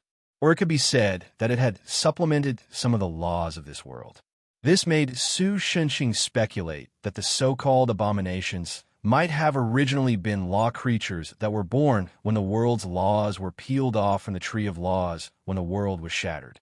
It was a pity that this world was too thoroughly broken. If the original world was a crystal ball the size of a fist, then this world fragment was at most a fragment the size of a grain of rice. The abomination doubled the size of this grain of rice, but compared to before, it was still useless. However, this raised new questions. In fact, after the laws left the world, they were quite fragile. In theory, even a slight physical movement would turn them into the origin power of the world and completely dissipate. Then what was it that made this fragile law become a creature with self-awareness? This made Su Xinxing involuntarily hold his chin and think. "Wait, it seems that the figures around us have changed," Lu Wu said aloud. Hearing this, Su Xinxing raised his head and looked around. Originally, because of the appearance of the abomination, those figures seemed to have been interfered with by the laws and disappeared. But now that the abomination disappeared, they sprung up again like bamboo shoots after the rain. It was just different from the feeling of just a mere shadow before. At this time, these shadows could vaguely see the appearance of a person. Probably because the law of the abomination was repaired, the origin of this world fragment has become more solid, so its dreams have become clearer, Su Xinxing guessed casually. "Is that so?" Chang Xiaoxian sighed with a sad expression as he observed the figures doing their own things as they did when they were alive. Most of them were wandering on the streets with nothing to do. "I always feel that it's a little lonely for a world to become like this. The fox mourns the death of the hare. That's probably how it feels." God Lu Wu shook his head and said to the girl, "Although you are the daughter of Chang, your knowledge is still too shallow. Although this is not a small world, there used to be many secret realms in the Divine Land. However, with the collapse of Mount Buzhou, the severed flow of the heavenly river, and the lack of spiritual energy in the end, and the occupation of the entire world by the mortals today, countless secret realms collapsed one after another. The more heavily guarded a secret realm was, the greater the damage it caused when it collapsed. After a pause, he continued, the residents of the secret realms, like the peach blossom spring, were only displaced. Most of the residents of the secret realms died, along with the collapse of the secret realms.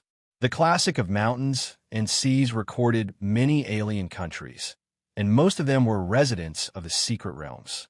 Today, almost all of them have disappeared from this world along with their secret realms.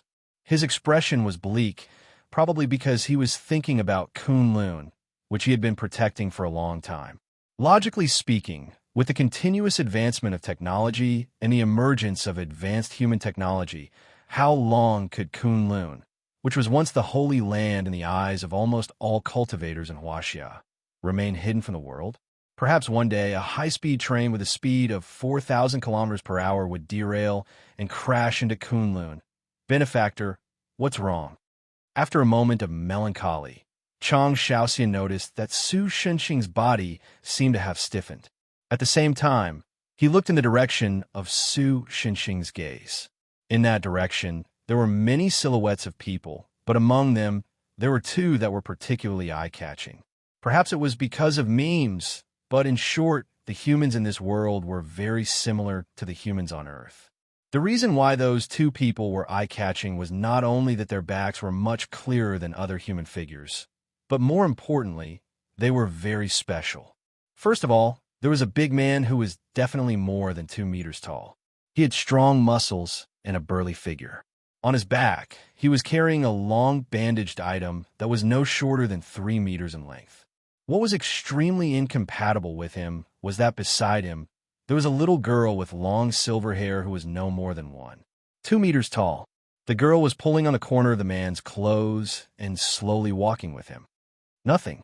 Su Shenxing, whose face was full of shock, came back to his senses when he heard Chang Shaoxian's voice.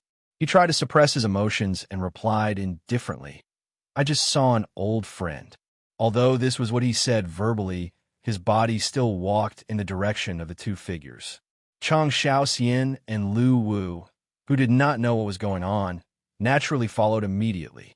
It was just that Lu Wu thought for a moment and ran back to carry the fainted round-faced boy. But before Su Shenxing and Chang Shaoxian took a few steps, the whole world began to change violently. The ground seemed to have turned back time and was about to become a mountain range. The surrounding things were also changing rapidly. It seemed that in the blink of an eye, Su Shenxing and the two people he was chasing were going to be separated. "Don't disturb me." Su Shenxing was just about to raise his hand and smash the mountain into a basin, but just a little bit of his anger showed, and the cracks in the world sky increased by a lot. The whole world creaked as if it would fall apart at any time. This made Su Shenxing a little anxious. What a joke! He had never seen such a fragile world in his life. At the same time, he could not bring his fist down. He was afraid that if he punched down, the whole world would be destroyed. Fortunately, he was not the only one who came to this world. Laurel! Chang Shaoxian put his hands together, and a huge laurel tree rose from the ground. The dense branches easily resisted the rapidly changing terrain and provided Su Shenxing with a road. "Benefactor, go quickly." "Thank you." Su Shenxing was overjoyed. He rushed through the road made by the laurel tree and ran in the direction of the two figures. However, the moment Su Shenxing rushed out of the mountain, his heart sank. The surrounding terrain had changed, which meant that the dream of this world had changed. Then the characters in the previous dream would naturally not appear in this dream. The two figures he was chasing disappeared in front of him, just like that. Chapter 536. When Ravi, the round-faced boy, woke up, he found himself lying in the shade of a ruin. Because of the great change in the world fragment just now, the surrounding ruins were the wasteland of modern buildings. But now the ruins were more like the ruins of ancient, magnificent cities. He tried to sit up and shook his muddled head. What happened? Then, the memory before he lost consciousness emerged from the depths of his mind. Right, the abomination. And the new survivors. Just as he subconsciously wanted to get up, a female voice came from the side. "You're awake. How are you feeling?" Ravi looked in the direction of the voice and found that it was the female of the 3 survivors from before. Although Ravi's aesthetic was slightly different from the people on Earth because of his race, when he carefully looked at the girl's face, he was still surprised by her beauty. As a person who encountered the end of the world before he lost his virginity, he had not been in contact with a strange woman for a long time, so he was a little embarrassed and lowered his head shyly. "Well, I'm fine." But he immediately came back to his senses. "No, where's the abomination? How is it? He left the fallout shelter this time to investigate the abomination. Recently, for some reason, there were suddenly signs of abomination activity in this relatively safe area, which seriously threatened the safety of the people in the fallout shelter. It was precisely because of this that he was ordered to investigate the nature of the abomination. If necessary, even if he had to sacrifice himself, he had to lead the abomination away from this land. The girl showed a troubled expression. She carefully looked at another male survivor not far away, whose hair was a little thin, and whispered, "The abomination has left." Left? Ravi did not understand the meaning of the girl's words, but he just felt a sense of relief. Although he was ready to sacrifice for the entire fallout shelter, he still hoped that he could survive. That's great. Do you remember which direction it left in? But to be on the safe side, Ravi still asked, which direction? The girl hesitated for a moment, then pointed to the ground uncertainly. As a result, Ravi was shocked. What? It rushed down the ground. What happened? Seeing his reaction, the girl was at a loss for words. Her face revealed an expression that said, I think I said something wrong. Our shelter is underground. No, I have to hurry back. As he spoke, he struggled to stand up. It was just that the filthy voice of the abomination had a considerable impact on Ravi's semicircular tube to a certain extent, causing him to not even be able to master the balance. Is it really okay for you to look like this? The girl couldn't help but ask worriedly. I am fine. Ravi gritted his teeth and held on. At this time, another middle-aged man, who had been missing since the beginning, walked out from behind the ruins. He was the tallest and most muscular among the three survivors. He was carrying the body of a monster on his shoulder. It was a creature somewhat similar to the chimera in fantasy novels on Earth. Its body seemed to be pieced together by many different species. Its head was like a crocodile, its body was like a rhinoceros, and its 6 legs were a bit like a praying mantis. The 2 in the middle were like tiger claws, and the last 2 were a sturdy version of a lamb's leg. Its tail was a giant python, but at this moment, its eyes were blind, leaving only 2 bloody holes and green poisonous saliva dripping from its mouth. In addition, this monster's body was only about the size of a bull. I'm back. The middle-aged man threw the monster on his shoulder to the ground. There are no other things called abominations nearby, but there are many strange beasts wandering around. I just casually hunted one and brought it back. Lakturu, you can actually hunt this kind of monster? Ravi was dumbfounded at once. Because civilization was almost destroyed, the combat power of humans had almost regressed to the level of the cold weapon era. On the contrary, some creatures were twisted into strange monsters in the destruction, possessing destructive power far beyond ordinary beasts. After the disaster, humans instantly fell from the top of the food chain to the bottom of the pyramid, and were regarded as delicacies by many beasts. This caused more than half of the surviving humans to die in just a few years, and now they could only drag out an ignoble existence in the fallout shelter. The monster named Lakturu was one of the best among them. To hunt them down, at the very least, all the youths in the shelter had to be mobilized. Furthermore, they had to bring along the few remaining firearms that were still operational. Oh, you can really understand the words of this inhuman. It seems that the disaster, your magical power called protection is not bad. The middle-aged man did not care about Ravi's shock at all. Instead, he spoke to the thin-haired young man who had been hugging his knees alone since a moment ago, emitting a "don't come near me" and "I'm in a bad mood" kind of aura. From the actions of the girl and the brawny man just now, Ravi roughly judged that the young man with thin-haired was the leader of the 3 survivors. Since the brawny man could hunt Lakturu, the young man and the girl were not surprised by this, which meant that they were used to the brawny man's strength. If he could persuade the young man to bring the brawny man back to the underground fallout shelter, there might be a way to lure the abomination away. I have a request. Therefore, Ravi summoned his courage, and with the support of the girl, he said to the young man with thin-haired hair, I want to ask you to come with me to our fallout shelter. If it was normal times, Even if he encountered survivors, Ravi would not be so rash to bring them back directly. Instead, he would let the boss check if the newcomer's temperament was trustworthy before bringing them into the fallout shelter. But now the situation was urgent, and he couldn't care less. As soon as he spoke, the eyes of the brawny man and the girl fell on the young man at the same time. It seemed that he did not guess wrong. The young man was indeed the leader of these 3 people. Just in time, I also have something I want to find.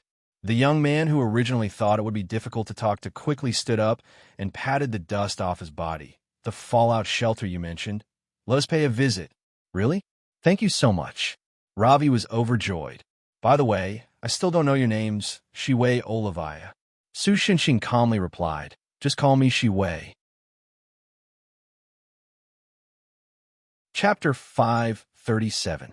Because, in Ravi's opinion, the situation was urgent. After Su Xinxing and the others introduced themselves, he set off with everyone. Although Chang Shaoxian didn't know why Su Xinxing used a pseudonym, he also used Artemis' name cooperatively. Lu Wu still used his original name. In this guy's words, his name was given by the Lord of Heaven. It was something to be proud of, and he would never change it because of this. The amazing thing was that the surrounding scenery had changed, and even the terrain had changed because of what happened just now. It could be said that there was almost nothing that could be used as a reference, but Ravi still took Su Xinxing and the others to a barren land with ease. After knocking on the ground for a while, the round-faced boy suddenly lifted up a stone slab, revealing a dark hole underneath. Because there are many traps below, you must follow me. Before jumping down, Ravi also warned Su Xinxing and the others very seriously. Although even a supernova explosion might not be able to hurt Su Xinxing's hair, he still nodded very naturally. After getting an affirmative answer from Su Xinxing, Ravi jumped down from the hole. Immediately afterward, Su Xinxing also jumped down.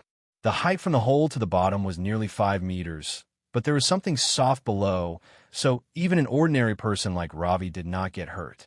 Then, Su Xinxing discovered that not far away, there were 2 balls of green light. At this time, Chang Shaoxian and Lu Wu also jumped down from the hole. The flames suddenly floated over quickly, followed by a stench common in the mouth of carnivores. Coolly stop, Ravi shouted. Thus, the 2 balls of fire stopped. Then Su Xinxing discovered that the flames were actually 2 huge eyes. However, the owner of the eyes seemed to have some kind of invisibility ability. Although Su Xinxing could roughly perceive that the other party's appearance was like an enlarged combination of a wolf and a sheep through the cloud scales, there was no way to see the other party through the eyes.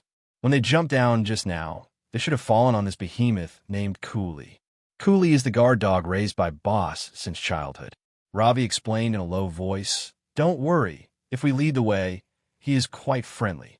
The round-faced boy did not lie. After discovering that these strangers were brought by Ravi, the behemoth named Cooley stuck out his tongue and wanted to lick Su Xinxing. Su Xinxing was afraid of being messed up by the other party's saliva, so he grabbed the other party's tongue. "Come with me. There's still a long way to go." It seemed that Ravi also couldn't see Cooley's appearance. He didn't notice that the big dog's tongue was grabbed by Su Xinxing, and he just continued to lead the way. Only then did Su Xinxing let go of Cooley's tongue. The big dog made a sound that sounded like it was cursing someone. However, Su Xinxing's blessing did not seem to think that it was a language, so it did not translate the content. After wiping his hands on the stone wall, Su Xinxing followed. Seeing him walking in the front so carelessly, Chang Shaoxian and the others had no choice but to follow closely behind him. Ravi was not bragging when he said there's still a long way to go. Originally, Old Su thought that as long as they entered the tunnel, they would soon reach the shelter mentioned by the other party. But in fact, it wasn't that simple. They had been walking underground for nearly an hour, but there was still no sign of reaching the exit. Along the way, there were countless traps and mechanisms. For example, there was a lava ant nest that had intricate paths and could easily be cooked by falling lava if one took a wrong step. There was also a strong acid lake with almost no hidden footholds and the opposite shore, which was filled with a nauseating stench that was even more sour than love. Once one fell into it, one would immediately melt. There was also a beach with many giant hermit crabs that liked to drag people into quicksand and enjoy them. There was also a tunnel of ice that completely violated the common sense of physics. The friction was zero, and if one was not careful, one would slip into an unknown place. In addition, there were countless strange beasts like Cooley. Fortunately, most of them were domesticated. Otherwise, Su Xinxing and the others could only fight their way through. Although, in a sense, it might be faster to fight all the way there. After walking for a while, when they came to a gorgeous cave full of crystal, Ravi smiled and said to Su Xinxing, "Welcome to our shelter." Although it doesn't feel like a shelter at all, Su Xinxing looked at the crystals around him. Even with his dull sensibility, he felt that this place was very beautiful. If it was on Earth, it would probably be another 5, a level scenic spot. And it was the kind that was expensive, but it would be crowded with people during all kinds of long holidays. It wasn't like this in the beginning, but a lot of things happened later. Ravi was worried about the situation in the shelter, and he didn't say much to Su Xinxing and the others. He led the group inside. As a result, before they went inside, several people who looked like patrol members and held weapons made of crystal in their hands appeared and stopped them. "Ravi, you're still alive." The captain seemed to be an acquaintance of the round-faced boy, and he was extremely surprised when he saw Ravi. "Libathan, how's the shelter? Did the abominations invade?" Ravi asked, puzzled. He thought that the abominations came to attack the shelter, so he rushed back desperately. In fact, if it weren't for Su Xinxing and the others who secretly helped him several times when he was passing through the tunnel, Ravi, who made a few small mistakes because he was anxious, would have fallen in the tunnel full of dangers. "What are you talking about? How could the abominations come here?" the patrol captain asked in confusion. Then he narrowed his eyes and looked at Su Xinxing and the others behind Ravi with a vigilant look. "And who are they?" Ravi introduced Su Xinxing and the others to the patrol captain in more concise words. But this made the patrol captain even more dissatisfied. "Ravi, how can you casually bring an unidentified person to the Fallout shelter? I thought the abominations were going to invade here." Ravi probably felt that what he did was inappropriate, so he could only argue in a low voice.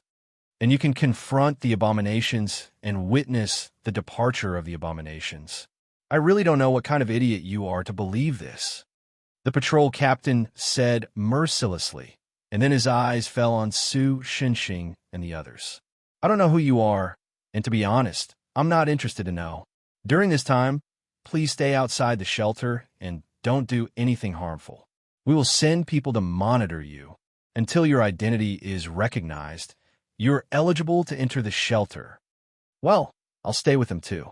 Can the review process be a little faster?" Ravi tried to negotiate with the patrol captain. To be honest, Su Xinxing did understand the other party's difficulties. The other party was just doing things according to the rules of his side. But Su Xinxing did not intend to continue to waste time here. Even with a glance, he was certain that the reason why this world fragment had been maintained until now, and why so many creatures were living in this world fragment that was originally impossible to have any living creatures, was in that shelter. Since he could not talk through it, he would break through with force. "Don't worry, I won't take your lives." So Su Xinxing sighed softly at the patrol members and took a step forward under Ravi's puzzled gaze. "Xiao Xian Lu Wu, let's go." Chapter 538. Su Xinxing didn't bother to pay attention to the other party's investigation. Of course, it wasn't because he was tired of being a good person and wanted to change his taste to be a bully. He just felt that it was too much of a waste of time to wait for the other party's investigation. If he didn't have any clues on his side, he could only wander around like a headless fly in the burned world fragments. Now that the clues were right in front of him, how could Su Xinxing sit still and wait for the other party's so-called investigation? Su Xinxing didn't know the inside story of the Fallout shelter, but he had traveled to countless civilization spheres and seen various political systems under different external conditions. Although he didn't know how long the end of the world had come, from Ravi's skillful behavior, he could probably guess that it had been a long time. In this apocalyptic world, to be able to maintain the operation of an organization and to not let the order collapse even after experiencing a terrible destruction. The most important thing about it was not the spirit of innovation or change, but rather the spirit of conservatism and stability, prioritizing the status quo of the fallout shelter. In this way, it was inevitable that the people in this management organization would be quite vigilant against all outsiders. Su Xinxing really didn't have the extra energy to wait for their investigation, and he was not interested in some old-fashioned face-slapping scenes. He didn't think that the inspector sent by the management organization would be an easy guy to talk to. In this world, even water and food, or something similar to life in this world, could not guarantee an adequate supply, and the arrival of Su Xinxing's group was bound to make this shortage even more severe. This was enough for the inspector to be hostile to them. It was precisely because of this that he chose the option of breaking through directly after learning about the current situation. Damn it, you guys are really heartless people who are contaminated by the ravings of the abomination. The patrol captain named Lubithan roared. Everyone, get ready for battle. Andak, sound the alarm. Under his order, the patrol soldiers lined up toward Su Xinxing's group, raised their crystal spears, and formed a square formation. However, the phalanx was broken by Su Xinxing alone almost in the blink of an eye. If it wasn't for Su Xinxing's mercy, this group of people would have suffered heavy casualties. Ravi, which direction is the boss you mentioned? After easily breaking through the patrolling soldiers, Su Xinxing asked the round-faced boy who ran over with him. At this time, the round-faced boy was already dumbfounded by the sudden change. After being asked by Su Xinxing, he seemed to come back to his senses and trembled. His eyes flashed with a trace of hesitation, and then he pointed in a direction. There, the boss's residence is there. Understood. When we're done, we'll definitely come back to thank you. Therefore, Su Xinxing threw him into a hole on the side of the road to prevent him from being mistakenly killed by the pursuing soldiers. After doing all this, he turned and ran in the opposite direction of where the youth had pointed. Benefactor, you're running in the wrong direction. Chang Shaoxian, who had witnessed the whole process, hurriedly shouted. No, that's right, Su Xinxing said without changing his expression. That little guy probably thought we were bad guys with ulterior motives, so he deliberately pointed in the opposite direction. Is that so? Chang Shaoxian was a little skeptical. At this moment, a sound similar to that of a gong could be heard from every corner of the huge cavern. That should be the so-called alarm. The guy in front, hurry up and surrender. Stop and put your hands on your head. Otherwise, we'll shoot. Because he needed to take into account Chang Shaoxian and the others, Su Xinxing didn't run too fast. After a while, he saw many people who might be soldiers at the end of the road. They all held things that looked like corn stalks in their hands. Su Xinxing thought that was probably the translation of gun from the protection. It seemed that there were not many firearms left in the world. Surrender? How dare you be so disrespectful? Lu Wu, as a god, was immediately angered by the other party's words. The moment he took the next step, a dazzling white light flashed. Then a giant beast that looked like a tiger but was the size of a double-decker bus appeared and rushed toward the soldiers with a momentum that far exceeded that of a tank. If it was an ordinary person, their legs would probably go soft when they saw this scene. But the fighting spirit of the soldiers far exceeded Su Xinxing's expectations. Not only did they not collapse, but they also began to fire at Lu Wu. Blue sparks appeared on the top of the corn stalks, and from the firing frequency, it was probably a weapon similar to a Gatling gun. But it was useless. As the god that controlled the gate to the celestial realm, let alone bullets, Lu Wu's skin could not even be pierced through by ordinary missiles, much less harm him. Lu Wu, you can't kill people. Seeing Lu Wu rush out, Su Xinxing warned. After all, they were the ones who attacked first. If they killed the other party, the enmity would be too big. Su Xinxing didn't want to destroy this world that was on the verge of destruction again. Roar! Lu Wu let out a slightly depressed sound, probably understanding Su Xinxing's meaning. After receiving Su Xinxing's warning, he didn't kill anyone. He simply broke through the enemy's formation and caused a ruckus inside. Finally, the morale of the remaining troops of the enemy collapsed, and the soldiers began to flee. After that, the three of them didn't encounter any other resistance and safely arrived at the center of this sanctuary. It was a sparkling and translucent crystal platform that was still magnificent and magnificent. A woman in her 30s was sitting cross-legged on the platform with a long sword made of crystal on her lap. When she saw Sushunxing and the others walk up the steps and appear at the edge of the platform, she slowly stood up and raised the crystal sword. I knew that this moment would come one day to destroy the last spark of humanity. This is the only common goal of those abominations who have been fighting endlessly. Her face was twisted with regret. But I can't accept it. Is this the end of humanity? Sushunxing slowly walked toward her. She also raised her sword. Although it wasn't a flashy posture, it could be seen that she was quite accomplished in swordsmanship. But Sushunxing ignored her. He just walked past her and came to the bonfire behind the woman. He stared at the spiral spear in the bonfire, and the expression on his face had become one of excessive surprise and dullness. Why is this thing here? Chapter 539. What the hell do you mean by that? The woman who was ignored by Sushunxing did not know whether to put away the crystal sword or continue to hold it. She could not help but roar in anger. But Sushunxing still did not have the intention to pay attention to her. Or rather, his attention was all on the spiral spear. Although it was called a spiral spear, in fact, only the tip of the spear showed a spiral shape, and the body of the spear was more like a wantonly growing branch, showing a more twisted shape. The main color of the spear leaned towards black, but there was an exception. On the body and the tip of the spear, there were 7 different colored pearls slightly larger than an egg. Those pearls were not inlaid or welded on the spear, but magically suspended all over the spear. After careful observation, Sushunxing determined the origin of this thing. This was a weapon from his former comrade. Not the kind of comrade who was in a single lattice world and had limited time together, but a comrade who had been with him since Olivia all the way to the Great Devil Realm, in the true sense of the word, life and death. There were a total of 14 people in Sushunxing's brave squad, but after the last battle in the Great Devil Realm, only 7 people survived, including Sushunxing.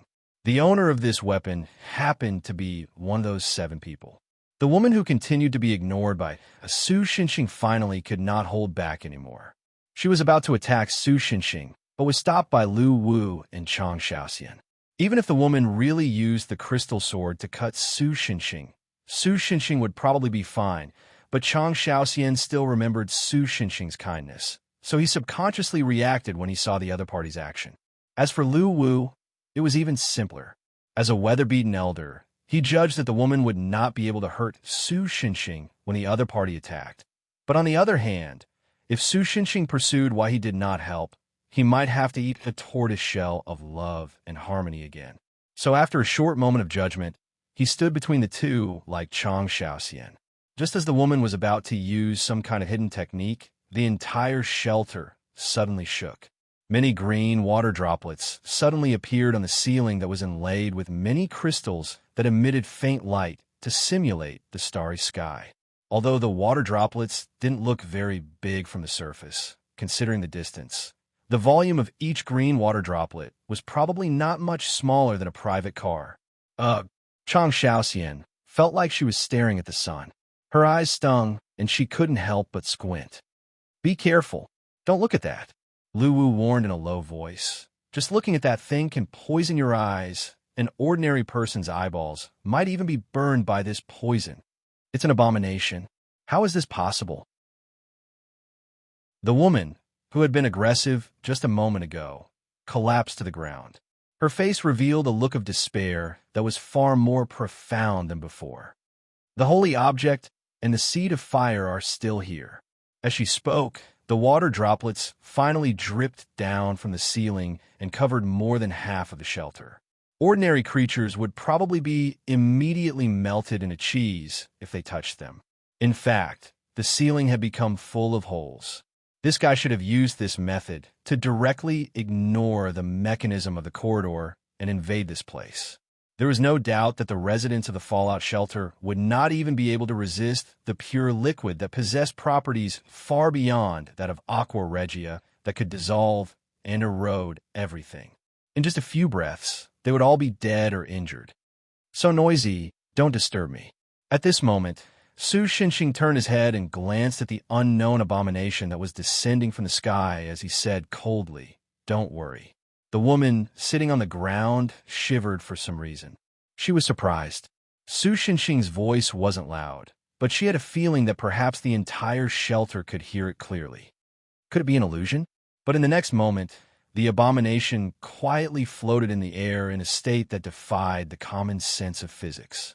In the next moment, the abomination, which had been aggressive and seemed to want to completely destroy the last remaining human civilization in the blink of an eye, disappeared just like that. What on earth happened? She couldn't help but tremble. She was terrified by this situation that was far beyond her understanding. Not only her, but even the Chang Shaoxian was confused by what had happened in that instant. Could it be that Benefactor had made a move? She guessed in her heart. The only one who vaguely sensed something was Lu Wu.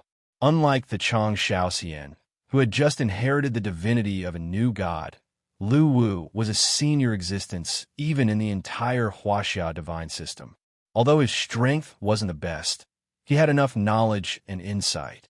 In addition, Su Xinxing's attitude towards him was subtly different from his attitude towards the Chang Shaoxian, so he was the one who knew best what had happened in that instant. Its killing intent. He thought about the chill that seemed to freeze the true core strength and immortal force in his body and guessed in a hoarse voice, "If I'm not mistaken." Just now, when Mr. Su said those words, he released his killing intent. At this point, he felt that his mouth and tongue were dry, and his throat was stinging as if it was being burned by fire. He couldn't say a word. It was just a wisp of killing intent, but Lu Wu felt that it was a terrifying move that he had never seen in his life. If the Heavenly Emperor's prized magic treasure, the Supreme Heavenly Mirror, was fully activated, and the divine light that could even kill immortals was used as a unit of destruction, then the killing intent in that instant was conservatively estimated to be in the millions. It was a terrifying force that absolutely no creature or material on Earth could resist. It was a force that could easily penetrate and melt Earth. That abomination didn't even have the qualifications to withstand this killing intent. The moment it was caught by that wisp of killing intent, it completely evaporated and disappeared from the world. It didn't turn back into the laws of the world like the previous abomination. Instead, the world was destroyed, and even the source of its existence couldn't be found. It was completely and irreversibly reduced to nothingness. If Lu Wu didn't know how strong Su Xinxing was before, then that wisp of killing intent made Lu Wu finally understand what a strange existence Su Xinxing was. Su Xinxing had already transcended the power of gods and Buddhas and was above all the immortals in the heavens. Even if all the extraordinary existences in the heavenly court, the demon realm, and the underworld attacked together, they wouldn't be a match for Su Xinxing. At the same time, he also understood how much Su Xinxing had wavered because of that spiral spear. Chapter 540. Although she did not know what had happened, there was no doubt that the disappearance of the abomination had something to do with the man in front of her. As the leader of the fallout shelter, the woman's brain was naturally not damaged. Whether the man in front of her had the power to command the abomination or could scare it away, she did not believe that the abomination could be killed. He was not someone she could deal with. In fact, from the beginning, the other party's fearless look had already proved this point. After weighing the pros and cons, she finally gave up the choice of confronting the other party with a sword. "Who are you people? What's your purpose here?" After dismissing the soldiers who had finally rushed up to the crystal platform and wanted to protect her, she asked Su Xinxing and the others with an expressionless face, "Why did this thing appear here?" Only then did Su Xinxing turn around and ask the other party, "Are you talking about the holy relic?" The woman paused for a moment, as if she was recalling something. "That's a very long story. Just make it short," Su Xinxing said without hesitation. The woman seemed to be choked, and subconsciously rolled her eyes. But then she immediately calmed down and began to tell the story of the past. Like many stories, the beginning had to be told from a long, long time ago. That was when the world had not collapsed and humans were not on the verge of extinction. At that time, the woman was just an ordinary girl. Wait a minute. I think the time it took for you to change from a girl to what you are now can't be described as a long, long time ago, right? Chang Xiaoxian raised his hand and interrupted the other party. How old do you think I am now? The woman did not answer directly, but asked first. 30? Chang Xiaoxian tried to guess. Unfortunately, I'm more than 150 years old. The other party shook her head and announced the correct answer. The power of the holy relic has greatly delayed my aging and allowed me to witness the decline of the world. Now, the children in the fallout shelter have never seen the world before the destruction. When they are born, they can only see this burned wasteland. The peaceful and rich life of the people in the past is almost like a myth. Chang Xiaoxian was suddenly speechless. The woman didn't continue talking about this topic. Instead, she continued to narrate the story. At that time, no one realized that destruction was right in front of them, including me. Until one day, my peaceful life was disrupted by an uninvited guest. A strange look appeared in the woman's eyes. That's a man with a physique stronger than a bear and eyes sharper than an eagle. At that time, he smashed through the ceiling of my house and fell directly into my room, giving me a fright. By the way, the words bear and eagle in this sentence were translated from blessed. The original words should be some kind of similar animals that originally existed in this world. When the woman said this, Su Xinxing's eyes lit up. However, she didn't continue to describe the man's appearance. Instead, she continued to tell the story. At that time, the man's condition was not good. Not only was he unconscious, but his body was also wrapped in bandages. In addition, he could vaguely see blood seeping out from under the bandages. It seemed that the wound had split open. For some reason, the woman, who was alone at home at that time, didn't call the police or an ambulance. Instead, she took out the bandages at home and re-bandaged the man. When I untied the bandages on his body, I was stunned. I never thought that a human could survive such a serious injury. Even after hundreds of years, when the woman recalled this scene, she couldn't help but sigh. There was also a long spear wrapped in canvas that fell in her house with the man. That's right, it was the holy weapon inserted in the bonfire. However, at that time, the woman couldn't move the spear at all because it was too heavy to lift. In fact, this thing is not physically heavy, but it leans toward the heavy principle. Under normal circumstances, it won't smash through the floor or sink directly into the soil. However, neither humans nor machines can pick it up without the consent of the original owner. When it came to spears, Su Xinxing interjected and explained, which was rare. You know about the holy weapon? The woman was a little surprised. I also contributed to the casting of this thing. What do you think? Su Xinxing replied with a smile. I see. Then I was rude. If the woman had a perfunctory attitude before, she just wanted to get rid of Su Xinxing and this group of troublemakers as soon as possible. Now, she finally understood that Su Xinxing was on the same level as the person she respected. It was only now that she felt sincere respect for Su Xinxing and the others from the bottom of her heart. After he lay in my room for a day, the end of the world suddenly came. Then, the woman began to tell the main story. The sky shattered like a mirror, as if there were countless invisible boulders falling from the sky, smashing the city into pieces. The earth collapsed, and the terrain changed dramatically in seconds. People fled in panic, but no place could be considered safe. After that, even time itself had problems. The surrounding architectural styles constantly changed from one era to another, and so did the clothes on the people and the various scenes on the messy streets. The woman's face darkened, as if she was recalling the terrible past. Luwu also showed a look of understanding. It seemed that the constantly changing ruins outside were probably a manifestation of that time. Just when my house was about to be crushed by a collapsed building, that person woke up. When the woman said this, Chang Xiaoxian noticed that the woman's tense face relaxed. Her face, which didn't show her age, showed a little girl's longing and nostalgia. After understanding the situation in a few seconds, he didn't use the holy weapon. He just waved his hand and split the collapsed building in half with his hand knife. I always feel that this description is subtly familiar. Chang Xiaoxian's eyes fell on Su Xinxing. Among the people she knew, Su Xinxing was the only one who could do this without the help of magic or treasures. He was the only one who could do this with his physical body. At this time, Su Xinxing had a straight face, and no one knew what he was thinking. After that, he said that in order to repay the kindness of my treatment, he protected me all the way to this shelter. At that time, this was just the largest underground parking lot in the city. The woman didn't stop because of Chang Xiaoxian's words. She just continued to tell the story of the past. Because of the changes in the terrain, this parking lot has long been changed beyond recognition, but he thought it would be safer here, so he decided to let me stay here for the time being. Then, he ignited this pile of seed fire that could burn forever without any fuel and inserted the holy artifact into it.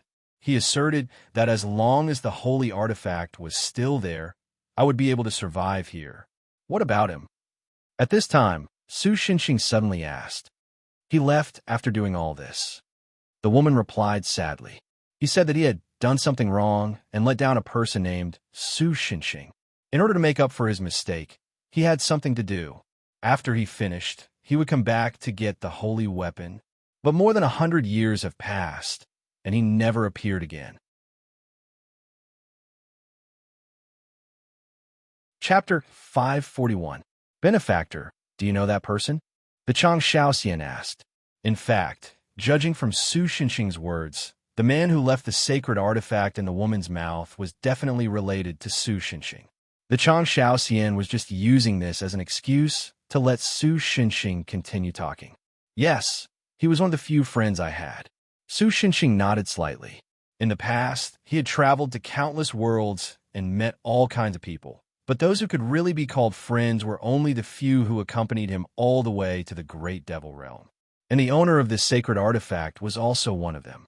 That's right, it was the burly man with the silver-haired little girl that Su Xinxing saw in the memories of this world. His name was Jumbo Compenshut, and he was a friend that Su Xinxing had already met in the other world of Auravia. Jumbo was a barbarian, and he was also the child of prophecy among the barbarians. The surname Compenshut in Aravia's barbarian language meant gray mastodon. When the barbarians' habitat was invaded and compressed by the Demon King's army, countless barbarians died in battle, and the survival of the entire race was in danger. The barbarian great chief obtained a prophecy with the help of the ancestral spirit. The prophecy mentioned that a person from the Gray Elephant tribe would lead the barbarians back to the Emerald Plains and achieve their great revival. But this prophecy was learned by the Demon King's army at that time, so the other party simply slaughtered the barbarian tribe mentioned in the prophecy. At the most critical time, the wife of the Gray Elephant tribe's great chief gave birth to a son. So the great chief who pinned all his hopes on his son did not follow the tradition of the tribe and pass on his surname that represented the trunk of a giant elephant to his son. The members of the Gray Elephant tribe all had surnames that represented the body part of a giant elephant. Instead, he passed on the surname of the ancestor of the Central Barbarians, Gray Elephant, which was Compenshut. After that, the Gray Elephant tribe's great chief let the wolf he raised carry the child to look for the barbarian great chief, while he and the members of the other tribes all died in battle. The rest of the story was naturally the cliché of the Chosen One's revenge after he grew up. If there was anything different, it would probably be that Jiangbor met Su Xinxing during his revenge. Among all the people Su Xinxing had met, Jiangbor was the one who kept the agreement the most. With Su Xinxing's help, Jiangbor drove away the Demon King's army on the Emerald Plains. Because he had made an oath to Su Xinxing, he did not follow the other barbarians to recuperate on the Emerald Plains. Instead, he followed Su Xinxing to attack the Great Devil Realm. Only the spiral at the tip was still somewhat decent. After that, under the guidance of the Master Alchemist, he embedded the several lattice worlds into the spear. Then, the spear was born. Even if it was lightly waved, it would have the superimposed power of the weight of 7 worlds. No matter what enemy it would be crushed into powder. It was an invincible spear in the world. Once the true name of the spear god was unleashed, it could unleash a super powerful attack that could physically and essentially cut the enemy into 7 pieces by existing in 7 worlds at the same time. It was not simply the body being cut into 7 pieces, but even the cells would be cut into 7 parts by the unit of fundamental particles, instantly reducing the enemy into cosmic dust. In addition, because the wielder was located in one of the 7 worlds, their external body actually did not exist. In other words, unless the world the wielder was in was determined and an attack that could cross the world was launched, all external attacks on the wielder were ineffective. And all the power came from the 7 worlds themselves and would not bring any burden to the wielder. That's right. Even if it was just a mortal, once they had it, they would not be at a disadvantage even if they were to face a world-class enemy as an opponent. In the end, at that time, Sushunxing, who had not completely recovered from his Chinibu syndrome, gave his spear to Jiangbor, which he named 7 glorious spears of Xingsu. If it was this 7-realm spear, it would indeed be able to protect one side in this fragmented world fragment, where even the laws were not complete. But what made Su Xinxing puzzled was that although Jiangbor survived the final battle in the Great Demonic Realm, he did not return to Auravaya. Because he had made an agreement with the Star Field Dragon clan during the adventure, he should now be the last unborn orphan of the 3-headed dragon clan guarding the Star Field in the Sea of Ether. So, what was the reason that made the man who valued promises the most give up his promise and run to another world? Not only that, but the message that Jiangbor left behind also left Su Xinxing puzzled. If he could find other fragments of this world, then could he completely restore the scene at that time? Thinking of this, Su Xinxing stood up and looked at Lu Wu. Now, do you know where those guys from the secret realm of Mount Wangwu are? Chapter 542. Emily slowly opened her eyes. The little girl yawned, and then sleepily crawled out of the blanket. She straightened her back, stretched her limbs, and her chest that barely moved up and down. She stretched her waist, looking very comfortable. What a strange dream. Afterwards, she didn't comb her disheveled, long golden hair that was curled into a pile of a hogue. She just let it fall down like a golden waterfall, scattering on the slightly messy bed.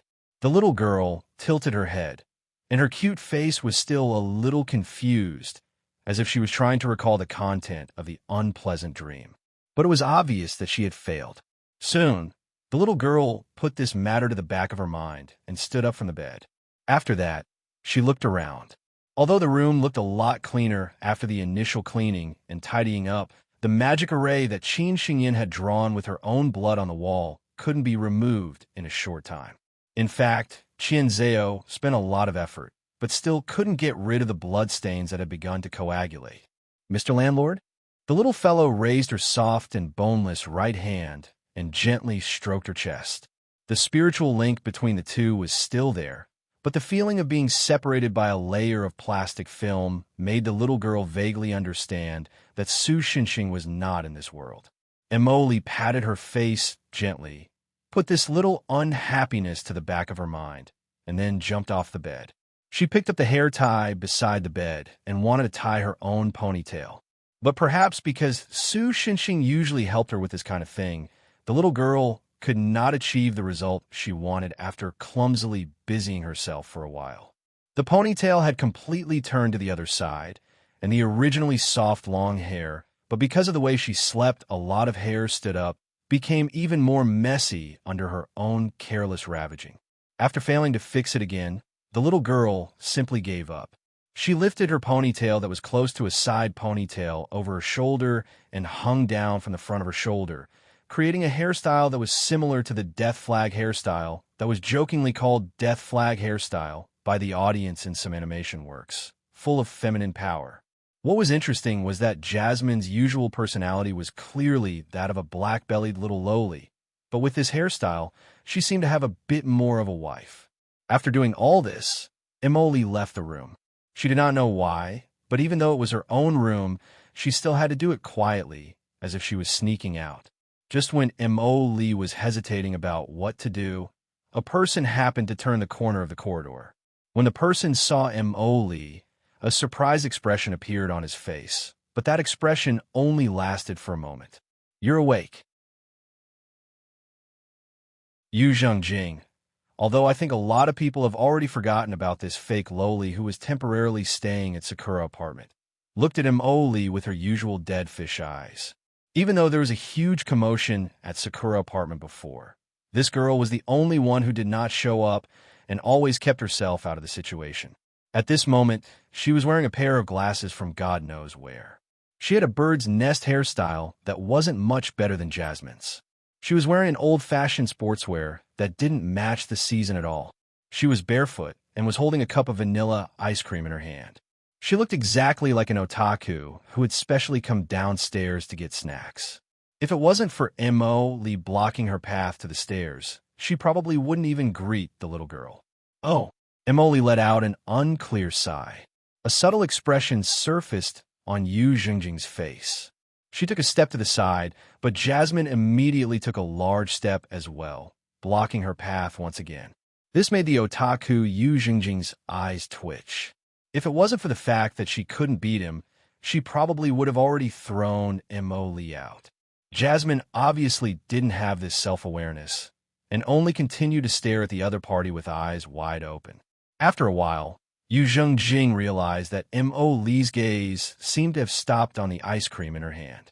So she put her hand behind her back. "This won't do. If you want to eat, go buy it yourself." It seemed like this guy went out just for this ice cream. However, it was understandable. After all, old Sue wasn't rich enough to have such an extravagant ice cream. To him, like ice cream in the fridge at home. Humans need to understand each other. Emily said seriously. "Say it." "No, no, no. And I aren't humans, right? In every sense of the word, we are." Yu Zhengjing, who was not affected by Emily's nonsense, obviously would not be convinced by it. She retorted with an embarrassed expression. Emily went silent. So Yu Zhengjing prepared to take this opportunity to leave. But before she could take 2 steps, she was blocked by Emily again. "The world will be destroyed because of this," Emily said in an extremely serious tone. "Say it. Don't destroy the world over such a small thing. Just how stubborn are you about this ice cream?" Yu Zhengjing couldn't help but sigh helplessly.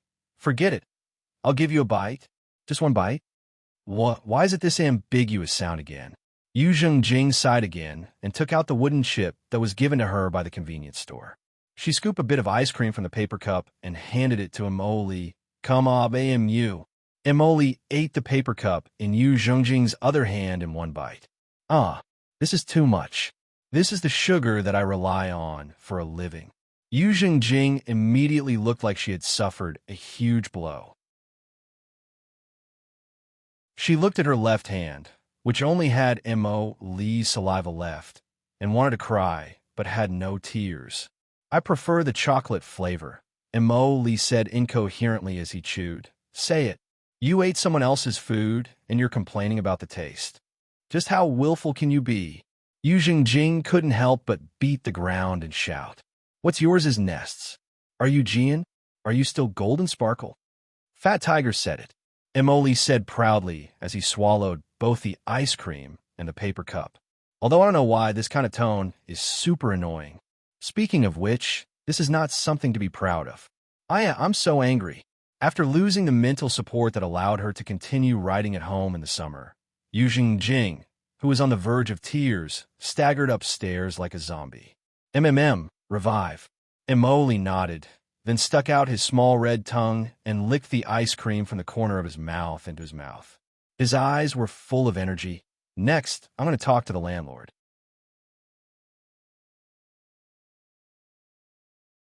Chapter 543. Lu Wu naturally didn't know where those guys from Mount Wangwu were now, but he was sure that they were still somewhere in the Kunlun orbit. As long as they took the River Moon and drove in the opposite direction, there was still a possibility of catching up with those guys. Although this probably determined what to do in the future, there was still a more important matter waiting for Su Xinxing's decision. He couldn't leave the divine spear 7 glory of Zheng Su in this world fragment. Su Xinxing just confirmed that there was no mark left by Jiangbor on the divine spear. The reason why the people in this world fragment couldn't pick up the divine spear was purely because they were too weak. To be honest, it wasn't that difficult to enter such a broken world.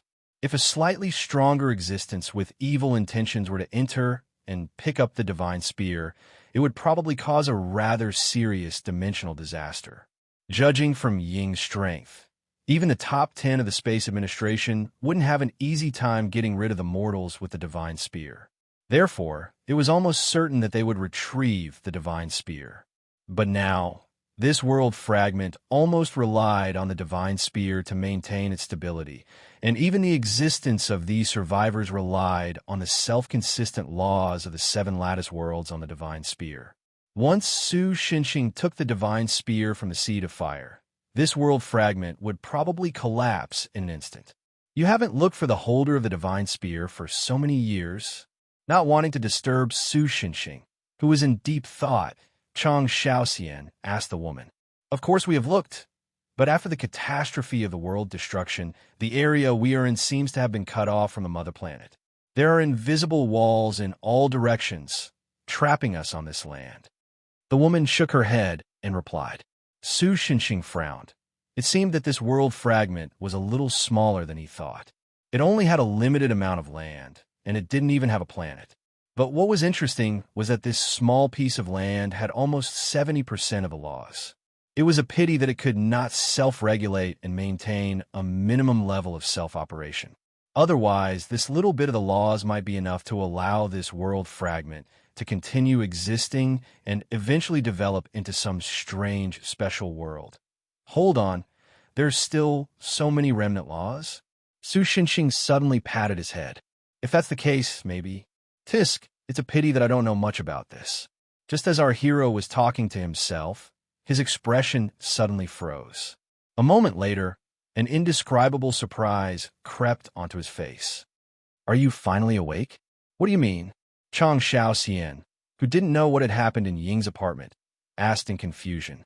Of course, it's the guy with the same heart as me. Su Xinxing grinned and gave him a thumbs up. Suddenly, Chang Xiaoxian felt that Su Xinxing's gloominess and impatience had disappeared like the mist in the early morning. The funny Su Xinxing had returned. In the next moment, the space around Su Xinxing began to distort slightly. Then, a little girl with her hands raised high and made a gesture of praising the sun appeared there. I'll join you. 3 points. That's not a lot of readers. Emoli, it's better if you don't use such an incomprehensible joke. Landlord, you're surprisingly strict. Complaining is righteous.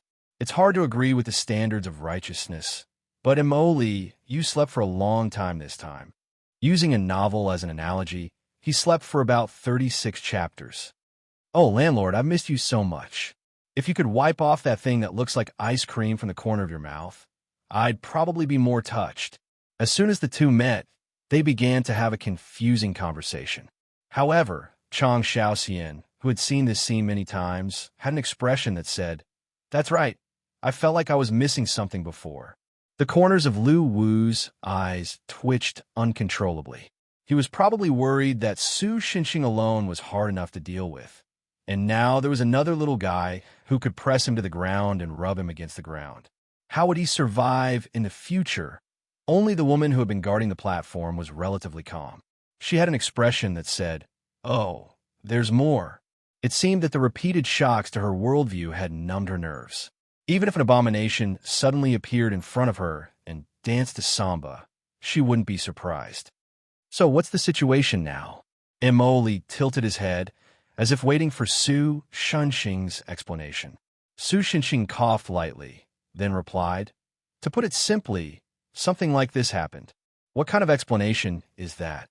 Lu Wu couldn't help but complain. So that's how it is. I understand now. Jasmine nodded her little head. Did something like that happen?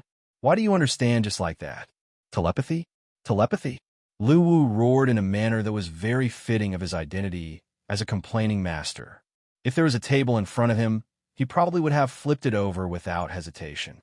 However, Su Xinxing and Mo Li both ignored this guy's complaints. This caused Lu Wu's heart to suffer 10,000 points of damage. In short, it's decided that it's you, Mo Li. Leave it to me. Mo Li patted his flat chest, then closed his eyes. Although there was no wind on the platform, Mo Li seemed to be surrounded by a gust of wind, causing the girl's messily tied-up blonde hair to dance wildly. Around them, whether it was the Chang Shaoxian, Lu Wu, or the pitiful woman who had yet to be named, they all felt their hearts palpitate as if they had been completely seen through. After a while, Mo Li opened his eyes and said, Oh, there's actually that. Her expression and tone didn't change at all, which formed a contrast with the obvious surprise in the content of her words. Should it be said that this was also a kind of cute point? As expected, but there are still a lot of laws left in this world fragment, so it's normal for there to be that part. Su Xinxing said casually, What are you talking about? The pitiful woman suddenly had a bad feeling. She stood up as if she wanted to do something. However, Su Xinxing's reaction was faster. He had already reached the bonfire and grabbed the godly spear stuck in the fire. To put it simply, he calmly replied, I've decided to give this world a new life. In the next moment, under the woman's shocked and despairing gaze, he pulled out the godly spear.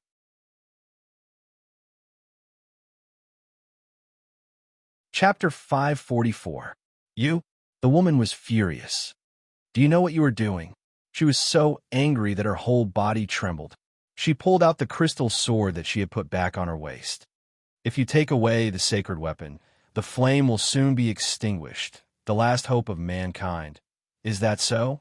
Su Xinxing tried to wave the spear in his hand and answered nonchalantly. Although he made this thing, he had never used it before. Now, he felt a subtle sense of pleasure when he held it in his hand. The origin of this pleasure was probably because, other than the holy sword of the end, Roland duel, this spear was one of the few weapons that he did not have to worry about accidentally breaking. After he pulled out the spear, the surrounding scenery began to change rapidly. The originally solid crystal that was different from Earth began to melt rapidly, like ice under the sun. The rock layer above also collapsed, but when the rock fell from above, it became smaller and smaller, and finally disappeared. That's right, it did not turn into dust, but completely disappeared without a trace. The underground fallout shelter slowly rose to the surface. The surrounding ruins that looked like the end of the world, well, I know the word like is redundant, gradually changed. The barren wasteland gradually became green. First, there were fungi, then ferns, and finally large patches of various green plants rose from the ground, turning the desert into a green space. The sound of flowing water could even be heard from afar. The ruins were covered by plants, and only a few corners could be seen. The ruins of the black buildings that were originally filled with despair and silence had a different kind of beauty against the green grass and red flowers that were full of vitality. If one had to describe it, the originally dead world seemed to have been reborn at this moment. The process that should have taken tens of thousands of years, or even longer, was completed in just a few seconds. The crystal sword in the woman's hand also melted at the same time as the changes in the earth. She was like the survivors under the platform, looking at everything around her in shock. What the hell happened? To put it simply, other than people like you who are being protected, Su Xinxing said, the land outside is about 800 million years old. 800 million?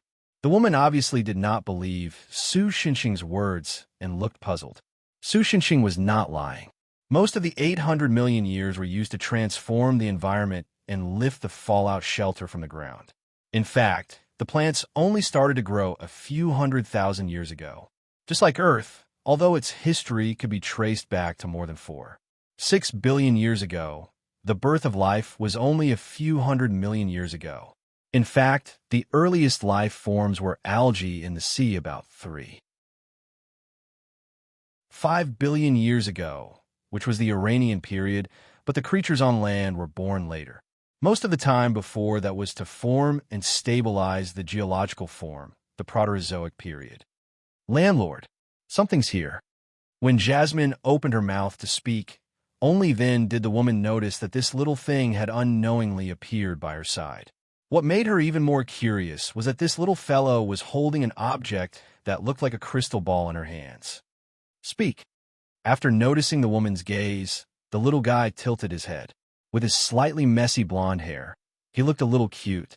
"It's been hard on you to adjust the world's course. Leave the rest to me." Su Xinxing naturally understood what Jasmine was talking about. He took down the divine spear that he had been carrying on his shoulder and assumed a slightly awkward starting position. "It's been too long since I played with a long weapon.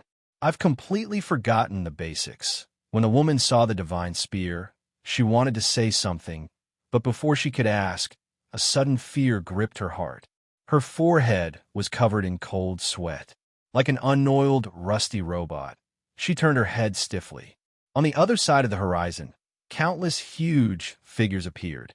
The towering fir trees were only about the height of the figures' ankles, which showed how huge they were. They were approaching at the same time. The figures were different. Most of them did not have the posture of a human. They seemed to be a mixture of human fear, the purest of freakishness. Even if they only existed in the distance, just a hazy figure could trigger the deepest fear in people's hearts.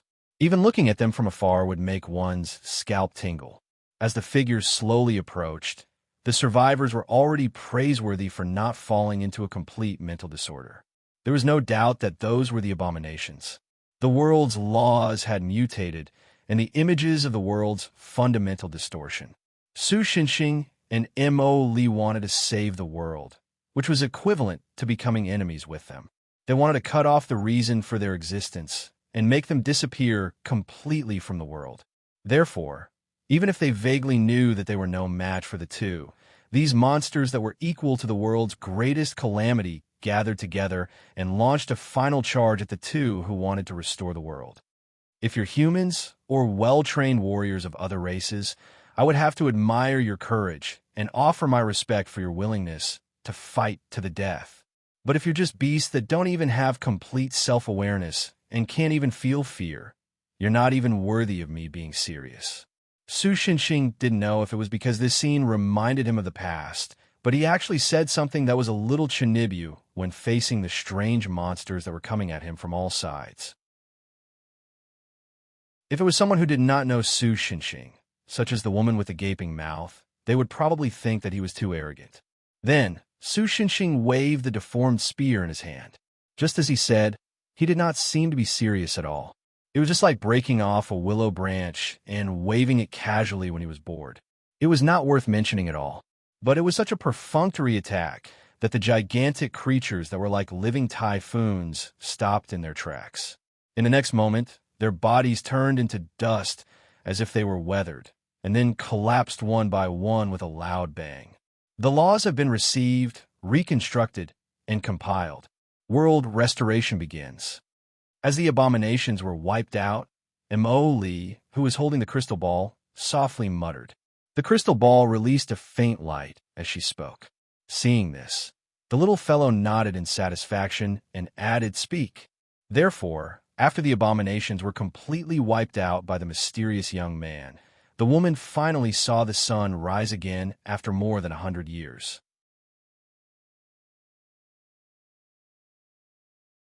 Chapter 545. Is this the sun? As one of the survivors, Ravi looked at the slowly rising ball of light in surprise. In fact, it was not only him, but the other survivors also had the same expression. I always thought that the sun was just a legend, something made up by the old people. Lubitham, who finally found Ravi, also raised his head in surprise. For him who had only seen two sources of light, bonfires and luminous mushrooms, there was no doubt about the power of the sun. I never thought that there would be a big ball of light in the world that could emit light and heat and illuminate the whole world. In addition to the sun, the surrounding plants also made them overjoyed. For the survivors, finding a weed was already a great harvest. Being in the surrounding forest and grassland was like falling into a dragon's treasure pile. They were so happy that there was no end to it. But after all, the survivors had lived under a highly centralized system of order, so they did not fall into a situation where they could not find the north after falling into a sugar jar. With the boss, the woman beside, Su Shunxing, whose worldview was completely shattered, giving the order, almost all the survivors began to return to their original positions, methodically carrying out their original tasks. Perhaps in the future, because of the rich resources, their minds would be active, but that was not something that Su Shunxing and the others needed to worry about. I feel the changes in this small world. God Lu Wu frowned. Rather than saying that it is self-contained, it is more like it is attached to a bigger secret world. Su Shunxing glanced at him. He did not expect the Lionhead's perception to be so sharp. Indeed, even the current Su Shunxing could not do something like creating a world. Perhaps the original sacred sword of origin could do it, but now it had become the sacred sword of the end through an irreversible process. Old Su could not turn it back.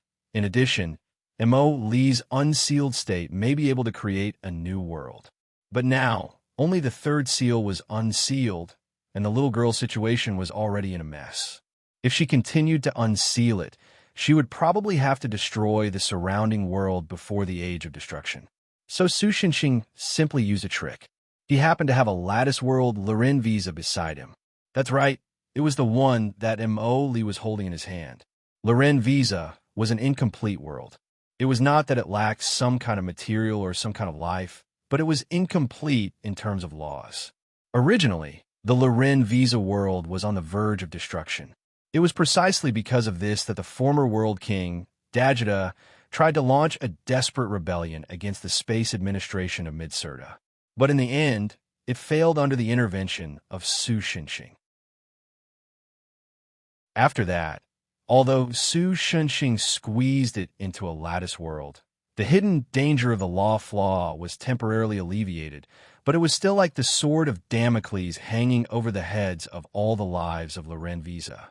Therefore, when Mo Li was having nightmares, Su Shunxing and Queen Tarbal of Loren Visa had made a deal. Tarbal agreed to lend the Sword of Truth to remove the Earth from the timeline at that time to prevent the Earth from being destroyed when Su Shunxing lifted Mo Li's nightmare.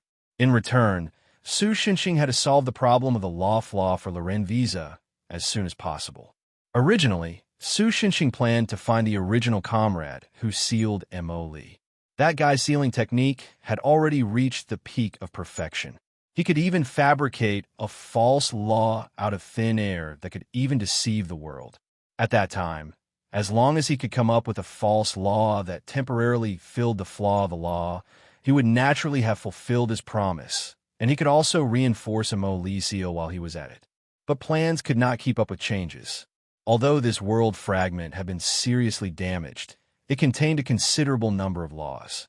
Although there was the credit of the godly spear, this world fragment could still maintain its shape after the apocalypse that destroyed the entire world for so long, indicating that it had this law in itself. In addition, Su Shunxing's blow just now had killed thousands of abominations. After the abominations died, they returned to the world and changed back to the original law, further reinforcing the strength of the law of this world fragment. And some of them just happened to be the law that Loren Visa needed. With this in mind, Su Shunxing simply let Mo Li unify the laws of the two worlds. After all, many basic laws were not the same in different worlds. For example, the definition of the fundamental force of the universe, the definition of elementary particles, the definition of the speed of light, and so on. This process took about 800 million years. After that, Su Shunxing used the power of the godly spear to kill the abominations. He also shattered the law transformed by the abominations into the energy closest to the origin of the world. Using this as a material, he welded the world fragment to Loren Visa. After doing all this, they ushered in a new world. And the woman also had a general understanding of the situation through Su Shunxing's simple explanation. She hurriedly issued orders to prevent the people from being distracted. When Su Shunxing and the others were about to leave, there was a sudden distortion in the sky. Then, a starship with a futuristic sci-fi and gothic style at the same time appeared there. Although Su Shunxing was quite a distance away from the survivors, he could still perceive that the survivors were frightened by the sudden appearance of the starship and were whispering to each other. Even this kind of thing has appeared. I don't understand this world at all. Lu Wu, who had been holed up in the secret realm of Kunlun all day long, and the most advanced thing he had seen was the mountaintop tram. Looking at the gorgeous and intimidating spaceship, he could not help muttering to himself in shock. Even if he knew nothing about this kind of sci-fi product, as a god who had survived from the ancient times, he could still keenly perceive a fatal threat from the starship. Don't panic, it's not an enemy. Well, at least not yet. As soon as Su Xinxing's voice fell, a hole opened in the abdomen of the starship, and then a landing craft flew out from there. A moment later, it landed in front of everyone. Then, an angry little girl jumped out of the landing craft and asked Su Xinxing, "What's the meaning of this? Didn't I promise you before that I would fix the flaws in Lorenvise's laws?" Su Xinxing replied non-committally, "I'm just using my own way to fulfill my promise, Miss Tarble, but you didn't say it would be in this form." Tarble glared at Su Xinxing with dissatisfaction. Su Xinxing spread out his hands. "But I've already fulfilled my promise. At least the framework of Lorenvise's laws is completely solid now, isn't it?" The girl looked very angry, but she could not say anything, so she pointed her finger at Emoli. "And you over there, don't just go to other people's landing craft." Although Emoli's expression did not change at all, he always gave people a feeling of "screw you. What does it have to do with me?" Then he raised the Lee's pancake that he had plundered from somewhere and returned to his previous poker face. "Mr. Landlord, eat the pancake. Don't ignore me." Tarble was so angry that she was about to cry. In fact, Su Xinxing was not unable to understand her thoughts. For example, because of some accident, there was a hole in the wall of your house, and the cold wind blew in. So, you reached an agreement with the property management to lend your car to the property management, and the latter would repair the wall for you. As a result, the property management called a few beggars to build a shack in the hole in the wall of your house, and said to you that the hole can't be seen from the outside, and you don't have to worry about the wind blowing in. Your first reaction was probably not to thank the property management for solving the problem of the hole, but to slap them in the face. At present, Tarble was facing an upgraded version of this problem. Mother Vastersker, the property management is actually Jinluan Fuwang, and I can't beat him with my small arms and legs. She probably also knew that there was no point in using force, and she might even be slapped to some border star system, so she did not even bring her guards and came down alone to mess with Su Xinxing. Okay, don't look down on others. Although this world is a little broken, after all, Su Xinxing still had the tendency to be amenable to coaxing but not coercion, so he sighed and explained to the girl who seemed to be about to cry. A little broken, Tarble frowned and scanned the surroundings. Although there was now verdant vegetation as cover, for Tarble, who had extraordinary powers and magical technology, the essence of the world that had experienced a catastrophe and appeared to be broken was still visible at a glance. Well, although this world is very broken, its weight, well, it's not lower than your Lorenvisa.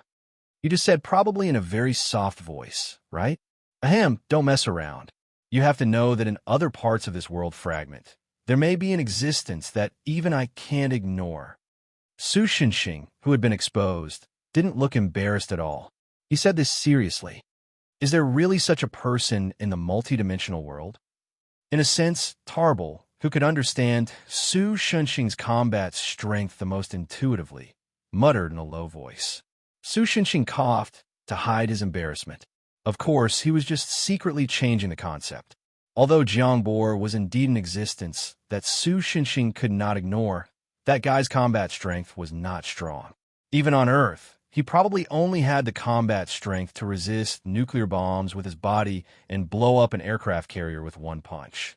In fact, except for himself in another world, Su Xinxing had never met an existence that could be on par with him. Even if the seal was fully unlocked, Mo Li in full power mode could only be considered a small part of it. Moreover, even Jiangbor was not from this world. He was just passing by. Don't give up on your dreams, peace. Oh no, the strong do exist. Su Xinxing continued to fool him.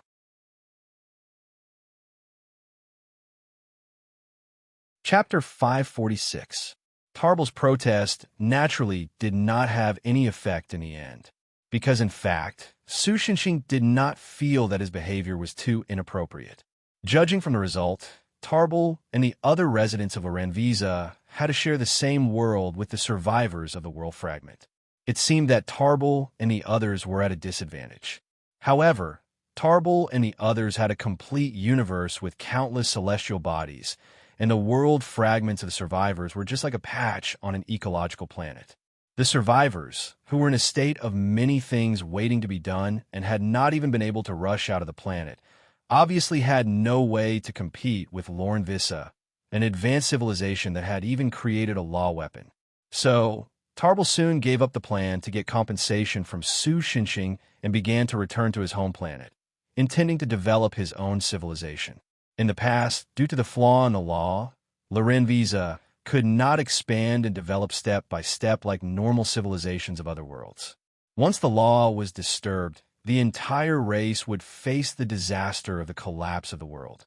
So, most of the technology was brought back by Dajita from other worlds, and the technology tree was almost crooked to the zenith.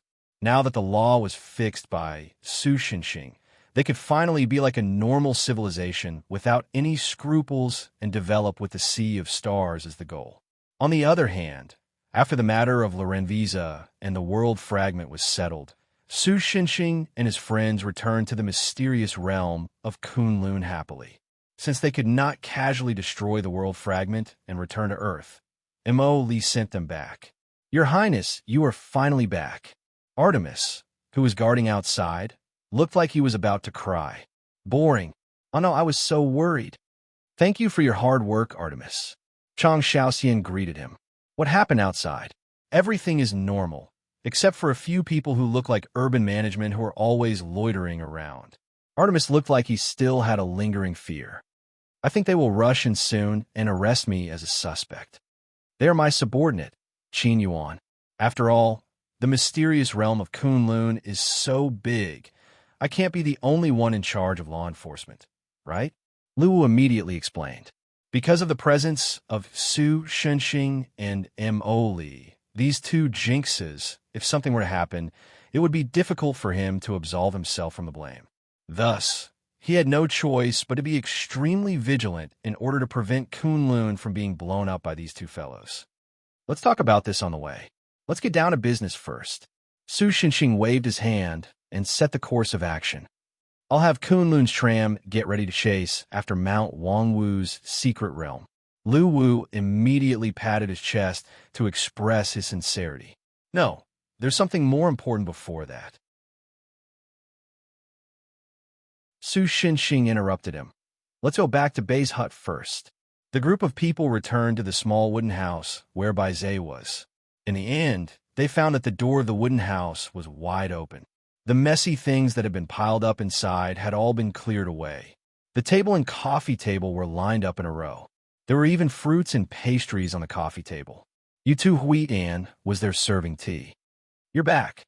Seeing the group of people appear at the door, Huitan revealed a gentle and virtuous smile. "Please wait in the hall for a moment. Lord Bai Zhe will come out soon." Then, Artemis rushed forward and grabbed her rabbit ears. "Ouch, ouch, ouch. Lord Artemis, what are you doing?" Her expression immediately collapsed and turned back into a pitiful expression. "Ah, it's actually the real deal." Artemis uninterestedly let go of his hand. "That's more like it.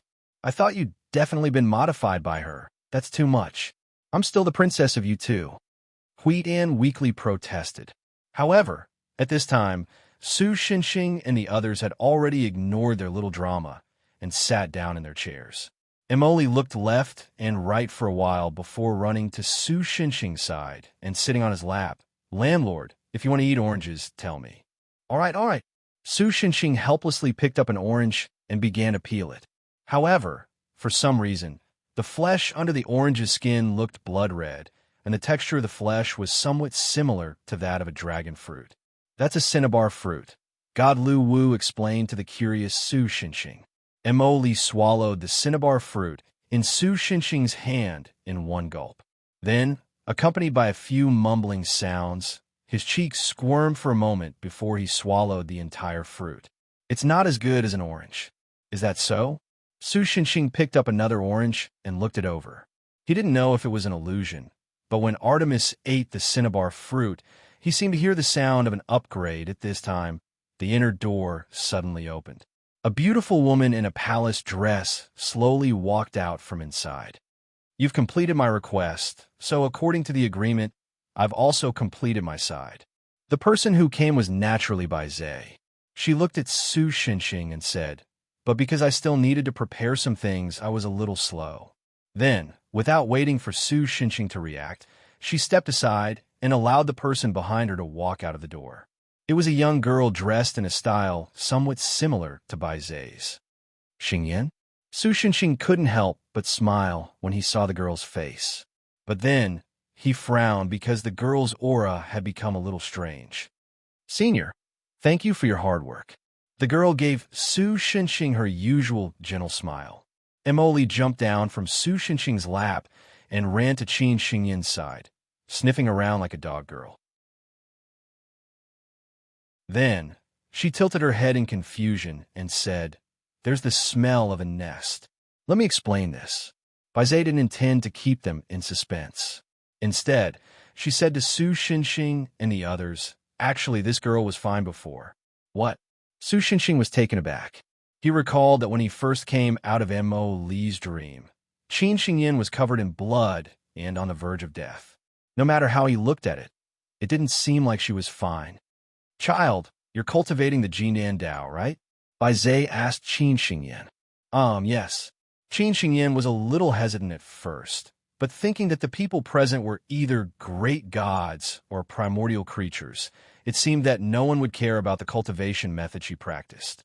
So, she simply answered, I'm cultivating the Bailu Temple's secret Xuanjin Jindan Qingyu.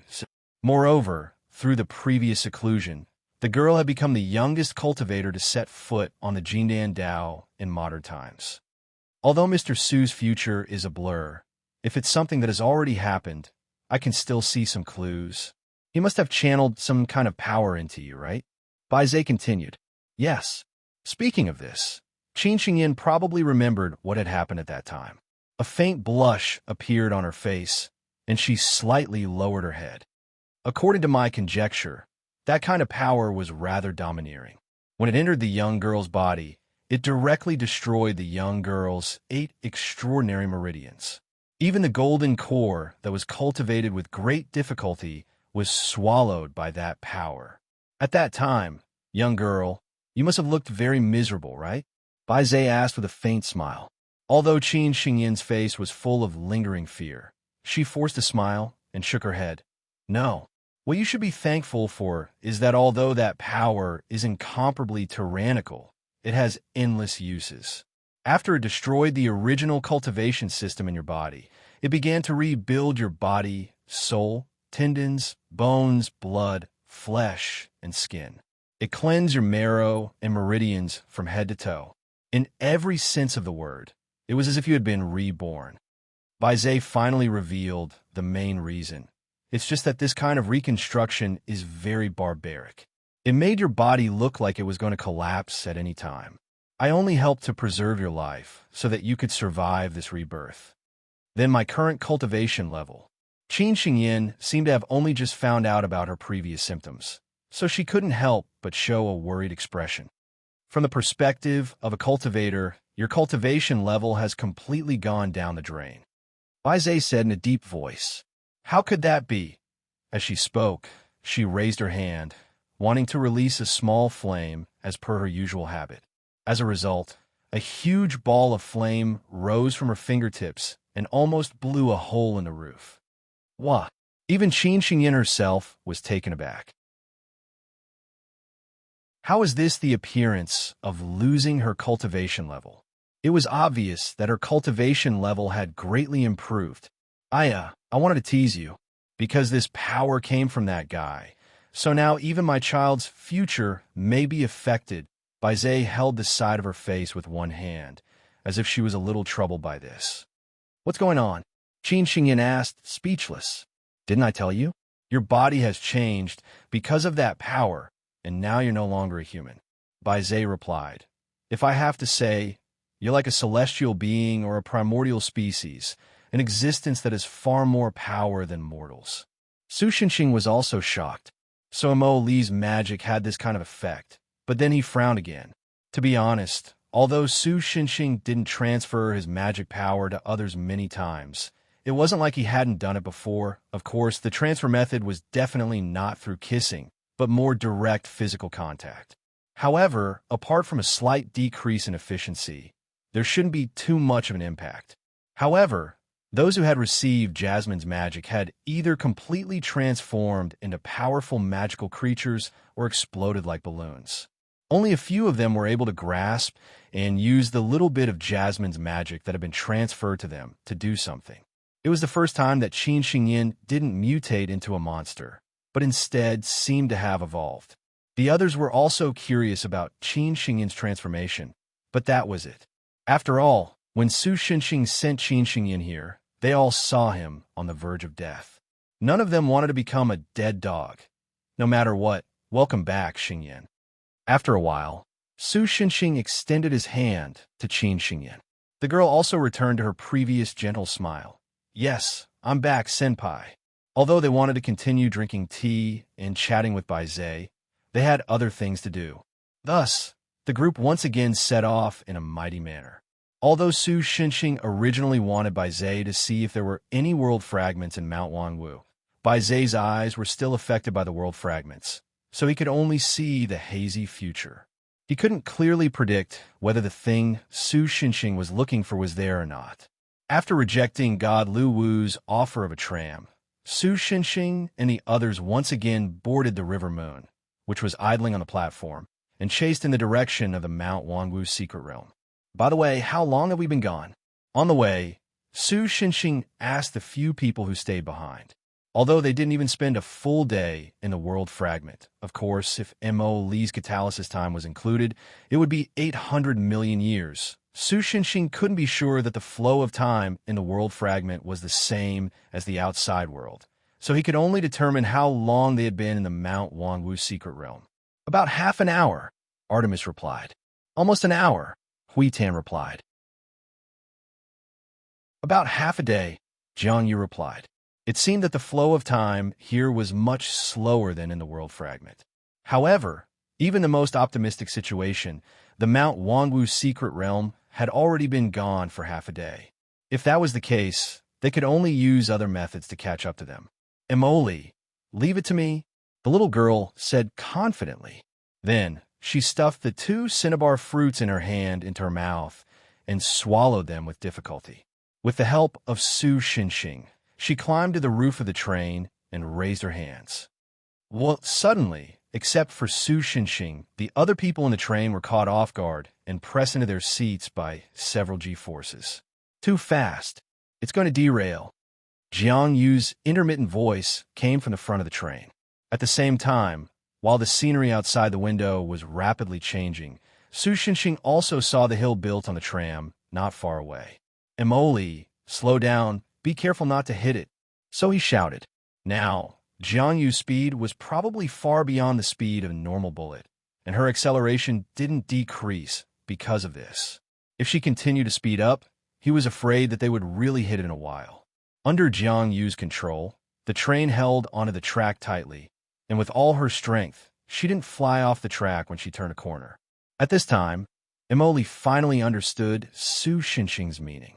Then, she slammed on the brakes. The result of this was that the 4 girls in the train directly flew out due to inertia and fell into a pile in front of the train. Fortunately, their physique was far stronger than humans. Otherwise, they would have become a pile of bones. Su Shenxing seriously considered for a moment and felt that it was too fake for him to jump into the group of girls at this time. How could there be such a delay due to inertia? So he regretted that his reaction was too fast and gave up on this temptation. On the roof of the train, Emoli was like a cannonball, and because of the force of inertia, he directly flew out, and then only a clang sound was heard. The little girl directly smashed someone's glass. Oh no, it was the array outside the Mount Wangwu secret realm, and fell into an unknown corner of the mountain. Jiangyu, follow behind them. Don't come into contact with them first. Seeing all this, Su Xinxing could only curse in his heart. He looked at the four girls who were still in a dizzy state, and then directly said something to Jiangyu, who was the only one who could still stand. Then he climbed out of the window, and with a strong jump, he smashed a second hole in the array and jumped into Mount Wangwu's secret realm that was alarmed because of Mo Li's invasion. Junior brother, when we meet the invader later, you rush over and stab the thief, then I'll follow up with a stab. Remember, you must make sure that the thief has no power to fight back. Su Xinxing walked on the mountain path and didn't have the heart to admire the lush scenery around him. He just wanted to find the girl before Mo Li made a big mess. But in the end, he heard two people talking from afar. That's not right.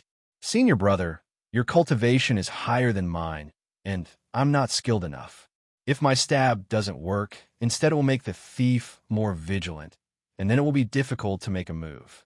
How about this? When we meet the thief later, senior brother, you rush over and stab him first, then I'll go and end him. What do you think? Junior brother, are you afraid of that thief? Senior brother, the same goes for you. Then in my opinion, why don't we directly return to the main hall and tell Master that we didn't find the thief? Senior brother, it's rare for us to come out. Why don't we secretly go to the herb garden once, and while looking for the thief, take some spiritual medicine as backup, and then pick some extra spiritual medicine as a gift to Master. Wouldn't that be perfect?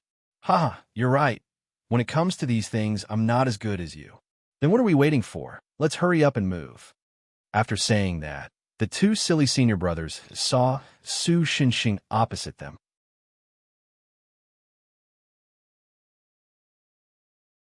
Chapter 547. Hey, could it be that you're that thief? Senior brother is right. You little thief, do you think someone like you can barge into the secret realm of Mount Wangwu? I guess it was an unintentional mistake.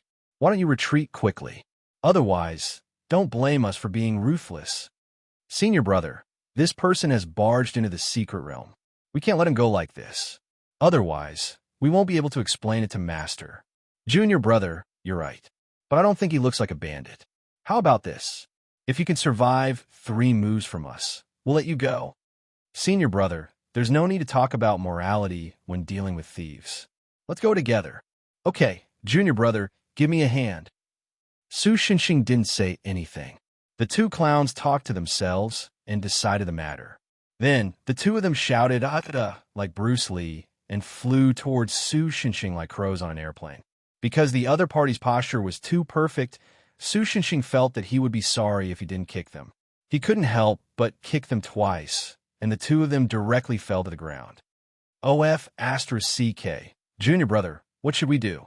Cough. I didn't expect you to be a senior expert. My senior brother had eyes, but failed to recognize Mount Tai. Please forgive us.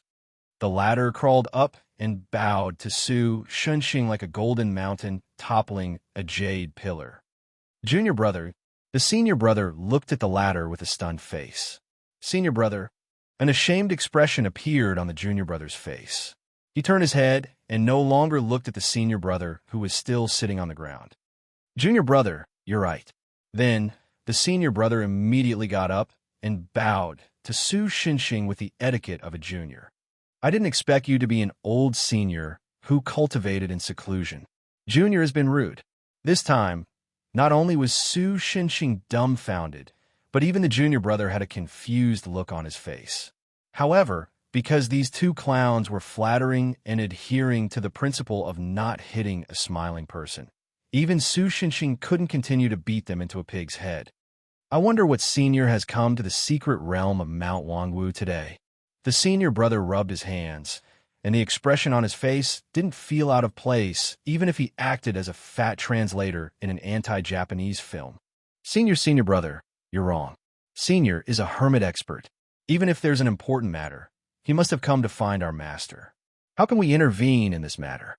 Junior martial brother is right. Senior martial brother has failed to consider this.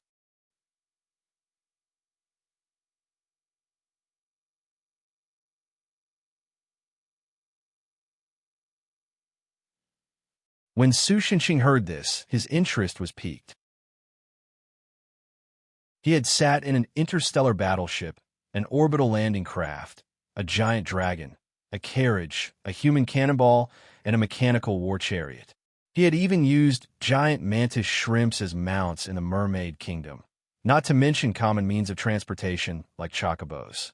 The only thing he hadn't sat in was the East's magic weapons. Even in the world he had transmigrated to, for some reason, Earth was the only cultivation civilization. He couldn't help but look forward to it. He saw the senior brother throw out a pellet-shaped object, and then he made a hand seal. That object grew with the wind, and a moment later, it turned into a giant object. Then, the senior brother walked in under Su Shenxing's dumbfounded gaze and proudly explained to him, "Senior's cultivation is so profound. You must have been in seclusion for a long time, so you don't know about this object. This object is called a helicopter, also known as a helicopter. It's a newly developed flying magic weapon in the human world. This was given to me by my nephews who wandered the human world. If your nephews in the human world knew that the ancestor they yearned for was this funny, they would definitely feel incomparable despair." While Su Shenxing was ridiculing in his heart, he woodenly walked into the helicopter, and then he watched the senior brother skillfully operate the helicopter to fly towards Mount Wangwu. A moment later, a Taoist temple slightly below the peak of the mountain appeared in Su Shenxing's field of vision. The Taoist temple was surrounded by smoke. It wasn't miasma or water vapor, but was filled with spiritual energy. For cultivators, it was the dense energy of elixirs and miraculous medicines. The Taoist temple itself couldn't be considered big. It was completely different from what Su Shenxing had imagined at the beginning, where hundreds of disciples gathered to attack him. It was rather quiet and elegant, and had a different style.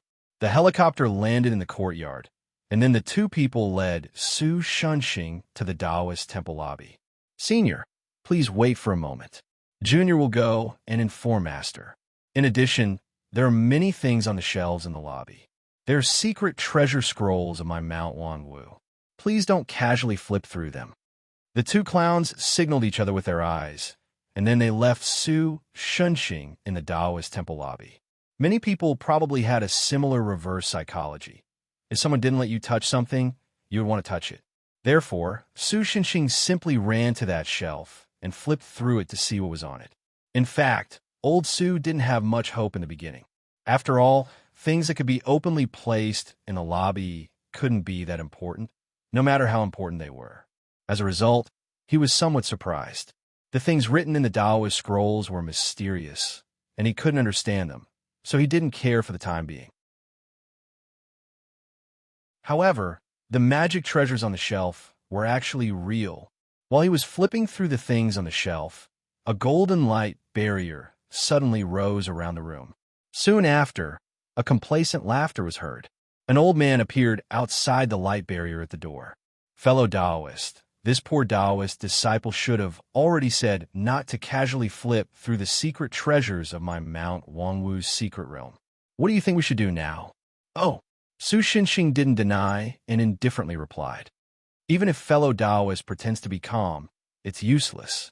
My restriction was set up with reference to the legendary Great Celestial Star Formation.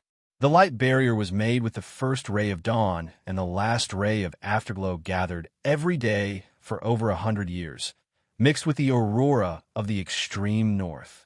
It could trap all tangible, intangible, tangible, and intangible objects in the world. Even the celestial venerable might not be able to open it." The old man stroked his goatee and said proudly, "Is that so? So you also have no way to come in?" Su Shenxing continued to say with an indifferent face. A corner of the other party's complacent expression collapsed, but he immediately returned to normal. "Humph. Fellow Taoist, you also don't want me locked in there forever, right? How about this? As long as you hand over the cultivation techniques, magical abilities, and the magic treasures you used to break in my Mount Wangwu's secret realm, this poor Taoist will let you out." "Wait, fellow Taoist, what are you doing?" Old Su didn't answer.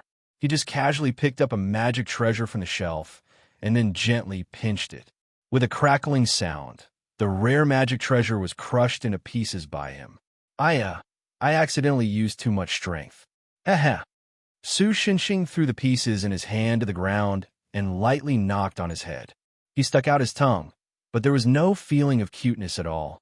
On the contrary, it made people want to cover their eyes and shout, my eyes.